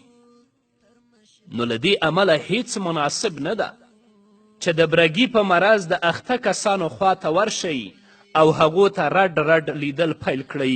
که داسې مو وکړل نو هغه ته به خپله ناروغي او نیمګړتیا ور یاده شي او په دې کار به ډیر خفه شي. نو ځکه نبی کریم صلی الله علیه وسلم فرمایی لا تدیم النظر الی المجذومین. د ابن هشام سیرت لیکي یوه ورځ رسول الله صلی الله علیه وسلم د ابوبکر رضی الله تعالی عنه د پلار ابو قحافه سره ډیره ښه او د کرم څخه ډکه معامله وکړه. رسول الله صلی الله علیه وسلم چې د مکې مکرمې د فتح لپاره د نورو مسلمانانو سره یو ځای مکې مکرمې ته راغی. نو ابو قحافه چې دا وخت ډیر زوړ او نابینا هم و خپل یو واړه زوی ته وویل ما د قبیس غره لوړې څوکې ته ویسه تر څو وګورم چې دا رښتیا دي او که دروغ ځکه خلک وایي چې محمد صلی الله علیه وسلم راغلی دی. هغه پلار له ځان سره او د غره څوکې ته وختل. ابو قحافه پوښتنه وکړه زویه آیا تا ته څه تر سترګو کیږي؟ ځواب یې ورکه پلارجانه زه یو لوی لښکر وینم چې مکې خواته را روان دی ابو قحافه وضاحت وکه او وی ویل دا په اسونو سپور لښکر دی. بچي وویل تر ټولو وړاندې یو کس دی چې ښي او چپ خواته ځغلي. پلار یې وویلې بچیه دا د هغوی لښکر مشر دی چې سپرو کسانو ته لارښودنه کوي. بچي یې په پوره جوش سره وویلې پلار جانه قسم په الله لښکر خپور شه. ابو قحافه زر ځواب ورکه بیا خو به لښکر مکې ته رسېدلی وي. ما زر تر زره کور ته ورسوه. خلک وایي چې هر څوک په کور کې وي هغه لپاره امان دی. دواړو د کور په لور منډه واخیسته خو وړاندې له دې چې کور ته ورسي په اسونو سپرو سره مخ شول. ابوبکر رضی الله تعالی عنه د خپل پلار خواته راغی. هغه یې له لاسه ونیو او جماعت ته یې د محمد رسول الله صلی الله علیه وسلم خواته یوړ. رسول الله صلی الله علیه وسلم چې ابو قحافه ولید نو ډیر زوړ شوی و، هډوکې یې کمزوري و او قوت یې له منځه تللی و. خو ابوبکر رضی الله تعالی عنه خپل پلار ته یوازې د محبت په سترګو لیدل، ځکه ده څو کاله وړاندې خپل پلار سره مخه ښه کړې وه او د خپل مقدس دین په خدمت کې بوخ شوی و. رسول الله صلی الله علیه وسلم ابوبکر رضی الله تعالی عنه ته ولیدل او د ده لوړې مرتبې د اظهار په کولو سره ویل مشر به دې په کور کې کینولی وی، زه به پخپله د ده خواته ورغلی وی. ابوبکر رضی الله تعالی عنه پوهیده چې مسلمانان د جنگ په حال کې دي. رسول الله صلی الله علیه وسلم د دوی مشر دی. له رسول الله صلی الله علیه وسلم سره وخت کم او کار ورته ډیر دی، نو ځکه یې مناسب وګڼله چې رسول الله صلی الله علیه وسلم ته تر کوره د ورتللو تکلیف ورنه کړي. ابابکر صدیق رضی الله تعالی عنه له نبی کریم صلی الله علیه وسلم څخه مننه وکړه او وی ویل ای د الله رسوله څه اړتیا ده چې ته زما د پلار ابو قحافه خواته ورشي، د ده فرض جوړیږي چې ستا خواته پلی راشي. رسول الله صلی الله علیه وسلم ابو قحافه خپلې خواته کیناوه، په سینه یې ورته لاس راښکه او وی ویل اسلام قبول کړه. د ابو قحافه څیره سره شوه او پرته له ځنډه وویلې اشهد ان لا اله الا الله و اشهد ان محمدا عبده ورسوله. ابوبکر رضی الله تعالی عنه د خپل پلار په اسلام راوړلو ډیر خوښ شو. دومره خوشحاله شو چې د ډیرې خوښۍ څخه یې ځان نشه قابو کولی. د ابوبکر رضی الله تعالی عنه د خوښۍ او خوشحالۍ هیڅ اندازه نه وه. رسول الله صلی الله علیه وسلم چې د ابو قحافه په سر او ګیره کې سپینو ویښتو ته وکتل نو صحابه و کرامو رضی الله تعالی عنهم ته یې وفرمایل د ده د ویښتو رنګ بدل کړئ، البته سیاهي پرې مه لګوئ، یعنې توروئ مه. هو نبی کریم صلی الله علیه وسلم به خلکو سره د معاملاتو پر وخت د هغوی د ذاتی نفسیاتو او احساساتو همدغسې خیال ساته، نو ځکه نبی کریم صلی الله علیه وسلم سره د خپلو یارانو په خپل ژوند کې کامیاب ول. همدارنګه په کومه ورځ چې نبی کریم صلی الله علیه وسلم مکې مکرمې ته ننوت نو نبی کریم صلی الله علیه وسلم لښکر په څو برخو وویش. د انصارو د ډلې بیرغې جلیل القدر او بیویرې صحابي سعد بن عباده رضی الله تعالی عنه ته په لاس کې ورک. سعد رضی الله تعالی عنه چې کله د مکې مکرمې خلکو ته وکتل نو همغه خلک یې تر سترګو شول چې له رسول الله صلی الله علیه وسلم سره د جنگ اعلان کړی و. په رسول الله صلی الله علیه وسلم یې د مکې پراخه ځمکه تنګه کړې وه. خلک یې په زوره منع کړي و چې رسول الله صلی الله علیه وسلم ته نږدې شي.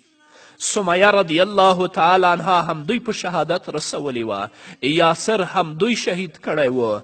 همدغه خلک ول چې سیدنا بلال رضی الله تعالی عنه ته ډول ډول تکلیفونه ورکړي ول. د سعد بن عباده رضی الله تعالی عنه په خوښه مکوال د دې وړ و چې بدل ترې واخیستل شي، نو په ډیر جوش او ولوله یې په لوړ غږ وویل اليوم یوم الملحمة اليوم تستحل الحرمه. نن د وینې تویونې او د مرګ او ژوبلې ورځ ده، نن حرمت حلال دی. د سعد بن عباده رضی الله تعالی عنه دا خبره چې قریشو واورېدله نو ډیره سخته ورته تمامه شوه او ویرې ونیول. فکر یې وکړه چې سعد بن عباده رضی الله تعالی عنه د قریشو په منځ کې په مرګ ژوبله لاس پورې نه کړي. په همدې مخه د قریشو یوې ښځې رسول الله صلی الله علیه وسلم په لار کې ایثار که او د سعد رضی الله تعالی عنه په اړه ورته شکایت وکړه. ښځې فی البدیهه شعر ووایه: یا نبی الهدى إليك لجا حي قريش ولات حين لجا حين ضاقت عليهم سعة الأرض وعداهم إله السما. ای د هدایت نبی، قریش له تانه د مرستې غوښتونکي دي، په داسې حال کې چې اوس د مرستې غوښتلو وخت نه دی. ځمکه سره له پراخي په هغو تنګه شوې ده او د آسمان رب له هغو څخه ناراضه دی. بیا یې ورزیاته کړه: ان سعدا یرید قاسمة الظهر باهل الحجون والبطحه. سعد د جبل حجون په شاتنۍ برخې او د بطحا په خلکو ملاماتې حمله کول غواړي. د هغه خزرجي د غصې حد دا دی که وس یې ورسي نو په موږ به د غشو او نیزو باران وکړي. ته هغه ایثار کړه، هغه اسد دی، هغه زمری دی چې خوله یې په وینو سره ده. که چیرې هغه بیرغ په لاس کې واخیست او پر موږ یې حمله وکړه او خپلو ملګرو ته یې هم غږ وکړه نو د بطحا په شیله کې به د قریشو حال د ځمکې د هغې برخې په څیر وي چې د وینځو لاسونو ته ورشي. هغه له بربنډې تورې سره ولاړ دی او د قریشو وژل غواړي. هغه د ګونګ مار په څیر شوی. دا د دې ښځې خبرې وې چې محمد رسول الله صلی الله علیه وسلم ته یې وکړي. رسول الله صلی الله علیه وسلم چې دا اشعار واورېدل نو په قریشو یې رحم وکړ. دا یې غوره ونه ګڼله چې دغه ښځه مایوسه رخصت کړي. نو نبی کریم صلی الله علیه وسلم له سعد بن عباده رضی الله تعالی عنه څخه بیرغ واخیست، خو دا یې هم نشو خفه کولی. له دې امله یې سعد رضی الله تعالی عنه ته حکم وکړه زوی ته دې بیرغ ورکه، زوی ته دې بیرغ ورکه چې دا بیرغ ستا له خوا ونیسي. نو د نبی کریم صلی الله علیه وسلم د حکم مطابق سعد رضی الله تعالی عنه بیرغ خپل زوی قیس بن سعد ته ورکه. هغه بیرغ په لاس کې کلک که او په همدې ترتیب په مکې باندې ورننوتل. سعد رضی الله تعالی عنه او زوی څنګ په څنګ روان ول. سعد رضی الله تعالی عنه هم خفه نشو، ځکه قائد همغه دی خو یوازې د بیرغ نیولو له تکلیف څخه بچ شوی دی او د ده لخوا بیرغ د ده زوی په لاس کې نیولی دی. قریشو چې ولیدل بیرغ له سعد رضی الله تعالی عنه سره په لاس کې نشته نو ډیر خوښ او ډاډه شول. او که غواړئ چې دواړه ډلې خوشحاله وساتئ نو همدغه غوره لاره ده. هڅه وکړئ چې څوک له لاسه ورنه کړئ. ټول خلک له ځان سره وساتئ که څه هم د هغو فکري غوښتنې او مزاجونه مختلف وي. هو که ته خپل منې او د بل چا نه منې، د خپل د احساساتو خیال ساتې، د بل د احساساتو خیال نه ساتې، نو په ژوند کې به د تل لپاره ناکامې او د خپل ژوند نه به کله هم خوند وانخلې او د ژوند په زرینو اصولو باندې به هم کله پوه نشي. هو که د نورو د احساساتو خیال وساته، د هغوی درناوی او عزت دې وکړه، د ژوند په زرینو اصولو به هم پوه شي او د خپل ژوند نه به خوند هم واخلي. په همدې هیله درنو اوریدونکو نور به م واورو خو د یوې دمې نه وروسته. لویه خدایه توفیق راکړه د سفر د مسجدینو، د سفر د مسجدینو، هلته کور مې د جانان ده. لویه خدایه توفیق راکړه د سفر د مسجدینو، د سفر د مسجدینو، هلته کور مې د جانان ده، لمدونه مې ارمان ده. هلته کور مې د جانان ده، لمدونه مې ارمان ده. پزړګي میرا وریږي خوب دیدن د حرمینو. قدرمنو اوریدونکو بیا هم زموږ سلامونه ومنئ. همدارنګه د ژوند د زرینو اصولو څخه یو اصل دا دی چې د خلکو د قدر او قیمت احساس به کوي. دا د انسان په خټه کې غږل شوي چې تل غواړي نورو ته د ځان په اړه د قدر او قیمت احساس ورکړي. ځینې وخت خو په دې خاطر ډول ډول نخرې او حرکتونه هم کوي چې د خلکو پام ځان پلو ته راواړوي او ځان پلو ته د خلکو د پام اړونې په مخه سترې سترې کیسې جوړوي، سترې سترې کارنامې کوي تر څو خلک دته پاملرنه وکړي او یا هم دته په لیدو سره د حیراني او خوښي اظهار وکړي. لکه نن ورځ په ځینې کسانو کې موږ دا اعمال وینو. بس په دې هڅه کې دي چې ځان څنګه مشهوره کړي، چا پسې بد ووایي، د چا غیبت وکړي، چا پسې بهتان وکړي. هدف یې دا وي چې څنګه د خلکو ترمنځ ځان مطرح کړي او ځان مشهوره کړي. رسول الله صلی الله علیه وسلم د انساني مزاج دې پلو ته هم ډیره پاملرنه کوله. رسول الله صلی الله علیه وسلم سره به د ملاقات پر وخت هر ملاقاتی دا احساس او خیال کوه چې د مسئله د محمد رسول الله مسئله ده.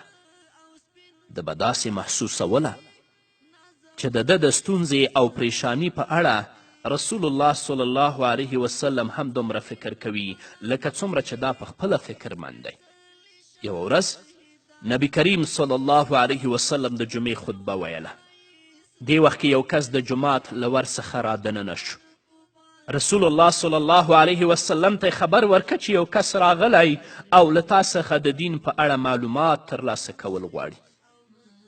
رسول الله صلی الله علیه وسلم چې راغلی کس ولید نو هغه یو صحرایي سړی و او دا هم کیدی شوه چې د خطبې تر پایه صبر هم نه وی کړی. نو نبی کریم صلی الله علیه وسلم له منبر نه راکوز شو، له ده سره په خوا کې کیناست او د دین د احکامو په بیانولو یې ورته پیل وکړ.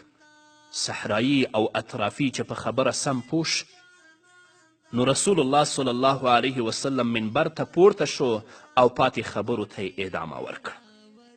د نبی کریم صلی الله علیه وسلم د زغم او متحمل مزاجي هیڅ اندازه نه وه. صحابه و کرامو رضی الله تعالی عنهم هم له رسول الله صلی الله علیه وسلم څخه همدغه زده کړه کړې وه. هغوی به هم خلکو ته د هغوی د قدر او ارزښت احساس ورکوه، د هغوی معاملې ته اهمیت ورکوه او د هغوی په غم او ښادي کې به ورسره شریکېدل. کعب بن مالک رضی الله تعالی عنه چې دغه وخت ډیر زوړ شوی و، سترګې هم کمزورې شوې وې، هډوکې هم زاړه او کمزورې شوي وه. د خپلې ځواني یادونه یې تازه کول او خپلو ملګرو ته دا قیصه کوله چې زه ولې او څنګه د تبوک له غزا نه پاتې شوم او کله چې پاتې شوم نو له ما سره د نبی کریم صلی الله علیه وسلم د بیرته راتګ پر وخت سلوک څنګه و. دا پیښه په خپله کعب بن مالک رضی الله تعالی عنه داسې بیانوي. دا پیښه د احادیثو په کتابونو کې موجوده ده. کعب بن مالک فرمایي د تبوک غزا د نبی کریم صلی الله علیه وسلم وروستنۍ غزا وه. ډیره ګرمي وه، فصلونه او میوې پخې وې، فصلونه ریبلو ته تیار ول او میوې ټولولو ته تیارې وې. کله چې زه د تبوک له غزا نه پاتې شوم نو په ظاهره کې خوشحاله وم. له دې مخکې هیڅکله له ما سره دوه سپرلۍ نه وې پیدا شوې. د دې جنگ په وخت کې له ما سره دوه سپرلۍ هم پیدا شوې وې. د نبی کریم صلی الله علیه وسلم مبارک عادت چې د نورو عامو خبرو په څیر به یې جنګي خبرې په عامه توګه نه رسوا کولې او نه به د دې په اړه چاته سم معلومات ورکول. د دې جګړې له نورو جګړو سره عمده توپیر همدغه و چې یو خو دغه جګړه په ډیره سخته ګرمي کې منځته راغلې وه او بله دا چې د دې جګړې میدان ته ورتګ هم ډیر ستونزمن کار و. په لاره کې ډیر خطرناک ځنګلونه او دښتې پرتې وې. د ولږې او تندې ډیره خطره وه او بله دا چې د کفارو شمیر هم ډیر و. له همدې امله دا غذا هم د اسلام په تاریخ کې یو ځانګړی مقام لري. په دې غذا کې د مسلمانانو شمیر هم ډیر و او په اسانه توګه شونې نه وه چې د ټولو نومونه په لست کې ولیکل شي. دا هم شونې نه وه چې نبی کریم صلی الله علیه وسلم له هغو خلکو نه خبر شوی وی کوم چې له جګړې څخه پاتې وو. یوازې هغه وخت به خبرېده چې وحی به ورته وشوه. دا غذا په داسې وخت کې وشوه چې میوې او فصلونه پکې پخېدل. په خاصه توګه سورو ته به د خلکو ډیر زړه کېده تر څو پکې ډډه ووهي او آرام وکړي. په دې وخت کې زما طبیعت هم دغه و چې چیرته ګوشه ځان ته یو سوری په نښه کړم او آرام پکې وکړم. کعب بن مالک وی سهار به رسول الله صلی الله علیه وسلم او نورو صحابه و کرامو د جهاد لپاره تیاری کوه او د سفر لپاره به توښه اخیستله. زه به هم سهار ووتم مګر زړه به مې نه کېده چې د تللو لپاره څه واخلم. فکر به مې کاوه چې کله روانېدو نو په یو ګړۍ کې به هر څه واخلم او روان بشم. ټوله ورځ به مې په اخوا دېخوا تېره کړه. ماښام به بیرته کور ته راستون شوم او په کور کې به مې ډډه ووهله. په همدې ترتیب شپې او ورځې تېرېدلې او هغه ورځ راورسېدله چې نبي کریم صلی الله علیه وسلم او مسلمانانو د سفر ټول اسباب برابر کړل. نه یوازې دا چې اسباب یې برابر کړل بلکې د تللو لپاره یې تیاری هم ونیوه. مګر زما حالات د مخکې په څیر و او هیڅ سودا مې نه وه اخیستې، هیڅ تیاری مې نه و نیولی. لنډه دا چې مسلمانان د تبوک په لور روان شول. خو زه همغسې وم او زړه مې نه کېده چې له دوی سره ولاړ شم. فکر به مې وکړه پرېږده چې دوی لږ لرې لاړ شي نو زه به وروسته ورپسې ورشم او په دې لاره کې به ورسره یو ځای شم. همداسې مې وکړل. مسلمانان لاړل او زه په کور کې پاتې شوم. مسلمانان ډیر لرې ورسېدل خو زه لا هماغسې په کور کې وم او زړه مې نه کېده چې ور روان شوی وی تر دې چې هغوی د تبوک میدان ته ورسېدل او زه لا په کور کې وم. کله چې ما ته معلومات وشو چې لښکر تبوک ته ورسید نو ډیر خفه شوم او له ځان سره مې وویلې همدا اوس به د تللو تیاری وکړم او د رسول الله صلی الله علیه وسلم او د هغه د ملګرو سره به یو ځای شم. مګر دا هم زما له لاسه ونه شول او بیا هم په تلو کې پاتې راغلم. د نبي کریم صلی الله علیه وسلم له تللو وروسته به چې زه بازار ته وتلم نو ځان به راته ډیر بد ښکاره شو ځکه ما به په بازار کې له ګوډانو ړندو او کمزورو خلکو څخه